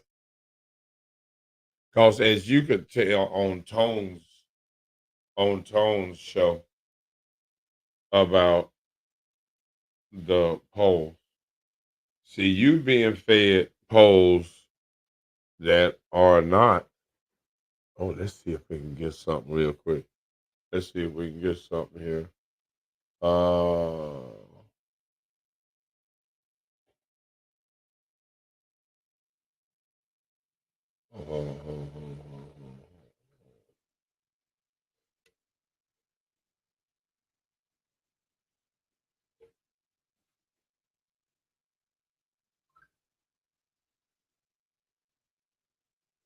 Somebody did bum. How long ago? 11 hours ago, 14 hours ago, 13 hours ago. How long ago? 11 hours ago. Okay.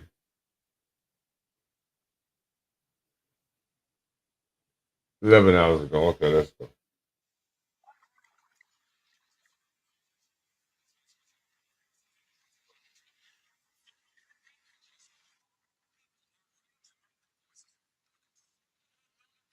Already casting their ballots. And here to break it down for us as we head into the home stretch is ABC's political director and Washington bureau chief, Rick Klein. Thank you so much. Hey, guys. So I'm curious, do you think either of these candidates has the momentum on their side going into Election Day? Yeah, let's check out our last poll, 49-46 for Harris. It's interesting. We put these numbers out yesterday. We stayed in the field an extra day to see anything changing. Guess what? Same numbers exactly.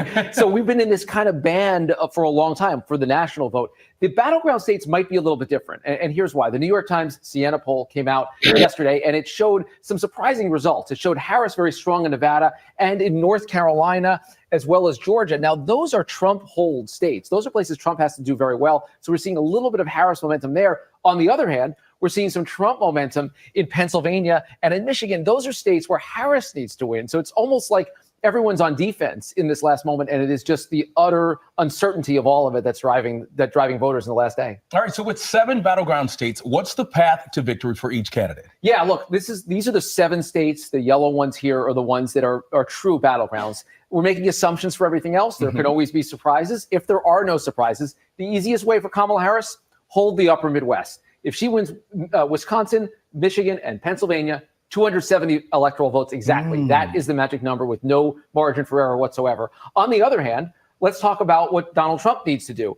Obviously, breaking through in the blue wall is a big deal, but here's the path for him. If he takes Nevada and Arizona out west, where he's had some polling advantages, and in the South, Georgia and North Carolina, he's on the precipice. 268 electoral votes. 1 state away, and he could take his pick of these 3. The best opportunity is probably the biggest battleground, Pennsylvania, which is as close to a must-win as both candidates could agree on at this stage. We've seen a lot of early voting, record numbers of early voting. What does it tell us, if anything?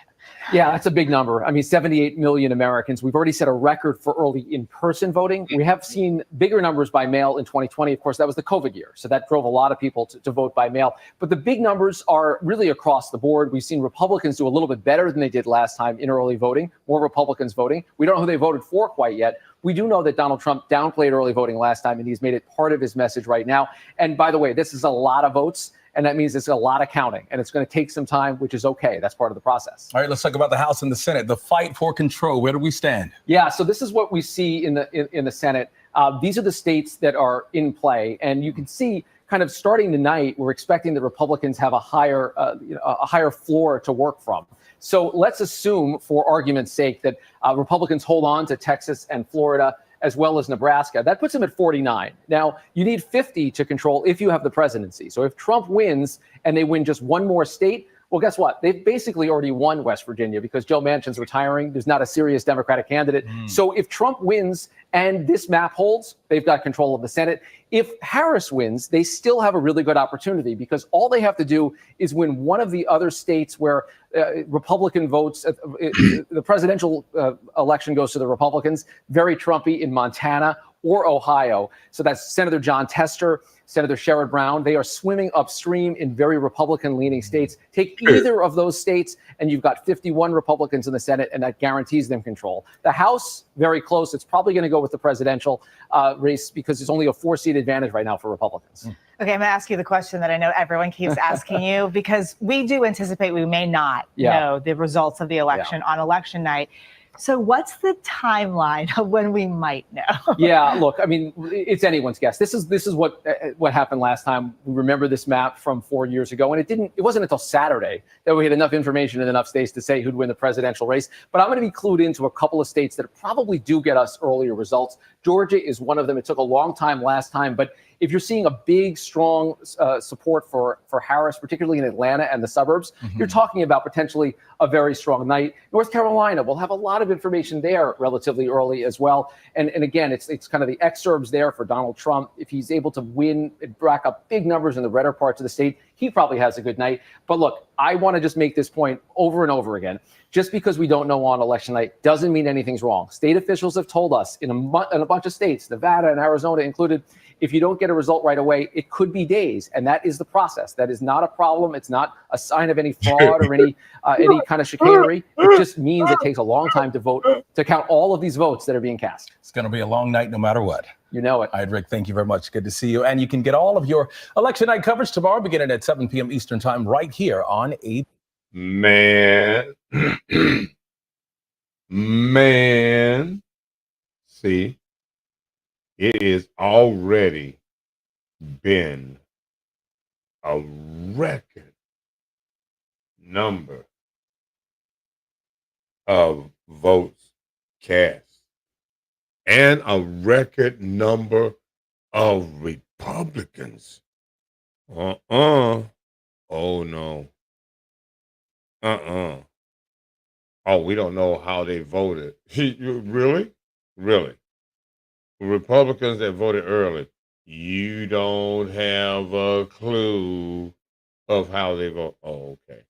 Okay, see, y'all playing. See? Y'all.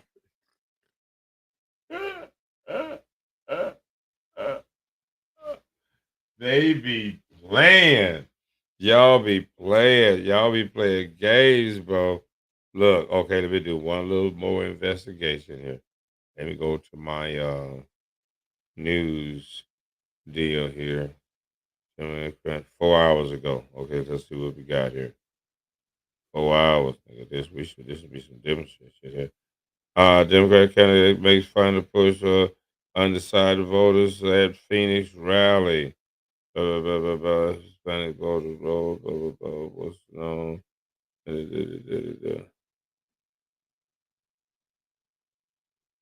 Take a new trail to a hub of adventure. Oh yeah, they're gonna make a list of new beginnings. freaking To soar, to score. they ain't gonna make you listen to the damn commercial. That's okay. Vanessa, well, this rally has turned kind of into a concert. Right now, at this point, we have a very well-known Mexican band playing right behind me. We just heard from Mesa Mayor John Giles as well as Senator Kelly, his wife, former Congresswoman Gabby Giffords. Those are just some of the several top Democratic leaders and candidates here in Arizona who are gathering at the Celebrity Theater, really just trying to energize and and enthusiastic voters, as you mentioned, now less than 12 hours away from the polls opening here in Arizona. And tonight's speakers included some of the state's top Democrats, such as Governor Katie Hobbs, Mark Kelly, who just spoke a few minutes ago, and several of those other candidates, really highlighting the differences between former President Donald Trump and Vice President Kamala Harris, really also trying to encourage people to go out to vote tomorrow on Election Day if they have not already. Now, we had a chance to speak with some Harris Wall supporters ahead of tonight's rally about why they are supporting the vice president. I need to trust the person that's going to be in the office, that they can fulfill the responsibilities. A huge thing is women's rights right now. That's a big thing. But also it's Kamala. I got to know her. I read her book when she became the nominee. And I got to know her and all about her. She brings joy. She brings happiness. She leads with love. It's her. I'm so excited to see what she's going to do for the country. Now, Vice President Kamala Harris was in Pennsylvania on this last night before the election. Her speech was actually broadcast live through a video board here to the crowd of about 1,000, 1,500 inside the Celebrity Theater. Now, in addition to that race for the White House, Harris Wall supporters here say they're also going to be closely watching Prop 139, which, if passed, would enshrine a woman's right to an abortion in the state's constitution. Another race that a lot of people here will be watching, that U.S. Senate race between Congressman Ruben Gallego and Carrie Lake. We are expecting Congressman Gallego to take the stage at some point before this event ends tonight. We plan on bringing you some of his comments when he does take the stage, coming up tonight at 10 on CBS 5. But for now, we're putting live in Phoenix, Zach Berlutsky for Arizona's Family. All right. All right. Kamala Harris.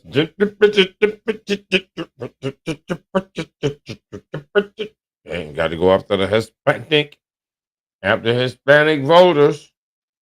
And I'm just trying to let you know, Kamala, that is not going to help you.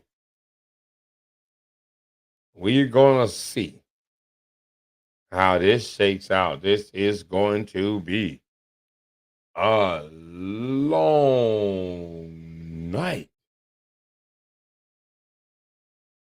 Taco Tuesday. Go get you some tacos. Hopefully, and says she's got a nice Brazilian and everything, all fresh and everything. Not too much lettuce around that damn taco. Hey, that's early. I gotta do what I do. And so hoping too much taco around that lettuce around there, just a little bit. Little lettuce, little lettuce around that taco is not a bad thing for you, bro. Hell no. You gotta have that. Like, this are grown cha-cha. All right, cool. I'm crazy. I lost my mind.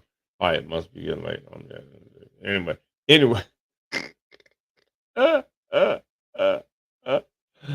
Oh my God. What are we gonna get out of here with? Do. Oh, okay. We're gonna get out of here with this right here.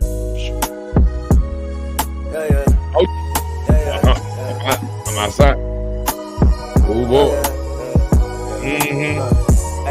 What you know about the G-code? Fucking on the free code. Don't pick up the phone, must be ready for war. That bitch is crazy. Crazy about you and all the things you do. All the things Say you you do. wanna support. Now you fucking it up. Cause you listen to your dick instead of your heart. That bitch is crazy. Out of my be having that problem. Crazy about you and all the things you do. That bitch is So what? Why? my bitch been tripping lately and I know why. Cause the dick that I be slanging get her so high. Gotta talk to my friends about all long nights. The dick that be singing and the top that I be singing get us so high. On the way that we be going and so high. Singing on my song like it could be a song. One more time. Like it could be a song. The way that we fucking so often without any problems. Kind of amazing. We don't have a baby. I'm grateful. I'd rather take you on a fancy vacation. As soon as we land, we ain't wearing no clothes. We gon' walk around naked. Just know that we let's go. As soon as you wake up, there'll be some bacon, some bacon and waiting. And when you was in your plate, I'll be cleaning up yours. Radical Mike, what's up, Radical Mike? Tell me What you know about the G code? Fucking on the free code. Don't pick up the phone, must be ready for war. That bitch is crazy. Crazy about you and all the things you do. Wanna support. Now you fucking it up. Cause you listen to your dick instead of your heart. That bitch is crazy. Crazy about you and all the things all for 74 years old. That's right. That's right. Man, come on. Yeah. We just gonna rock it out with some smooth and get up out of here early in the morning. Election. Yeah. What's selling you is selling me. Let's break it down and then we see we not too different all alone. Feel the lays back. Boss and common ground. Don't have to argue. We can talk it out. Couple dozen shows around the valley. As I look into the ground, I realize they don't love the sound. They love the message from the soul. We spent 2 years on the road. It taught me everything I know. Taught me everything I know. Well, I'm full of hope and pain. Just trying to get through the day. Some try to drown it with liquor. Some chew to smoke it away. Ain't hope in the face. Even though we're ready, it don't work that way. It don't work that way. It don't work that way. Too many get out here though. Don't guilty of it too. When my days get overwhelming, but that's not an excuse unless you're trying to lose. Your faith, your way. There ain't no chance of tomorrow if you give up today. We all trying to find a balance. Ain't alone or behind. Your part really pays. Just get out your own way. And believe me, I know that it's easy. That it is embrace. That it is embrace. On my bed, I can't afford to collapse. I'm usually best if you don't make me switch to a text. We're so ruthless, I don't wanna relax. Y'all won't like me like that. Plus I rather share this love. We get it down though. Trust the way, fuck the wind, eating my skin, so I will never forget why I told you even pick up the pen. Throughout the trials in life, it's like when you slip. The only thing that's relevant is if you get up again.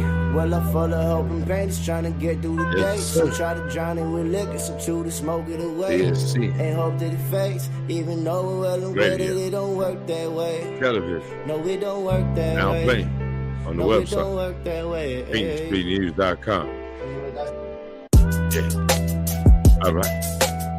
Yeah. Oh, come on.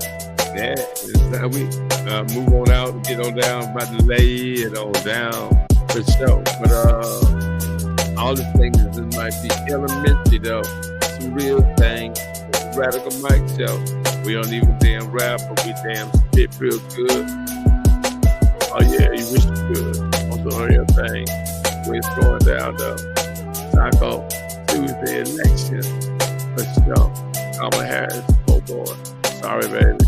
I don't think we gonna make it though. Yeah, good. A good effort. Ain't nothing like a good, solid effort and stuff for the team. Take one for the team. That's what it's going down then. When you giving you one L for the family. Reparation to the people. Yes, sir. That's how it's going down then. Woke season. You already know. PSN Radio, PhoenixStreetNews.com. We outside. Bye.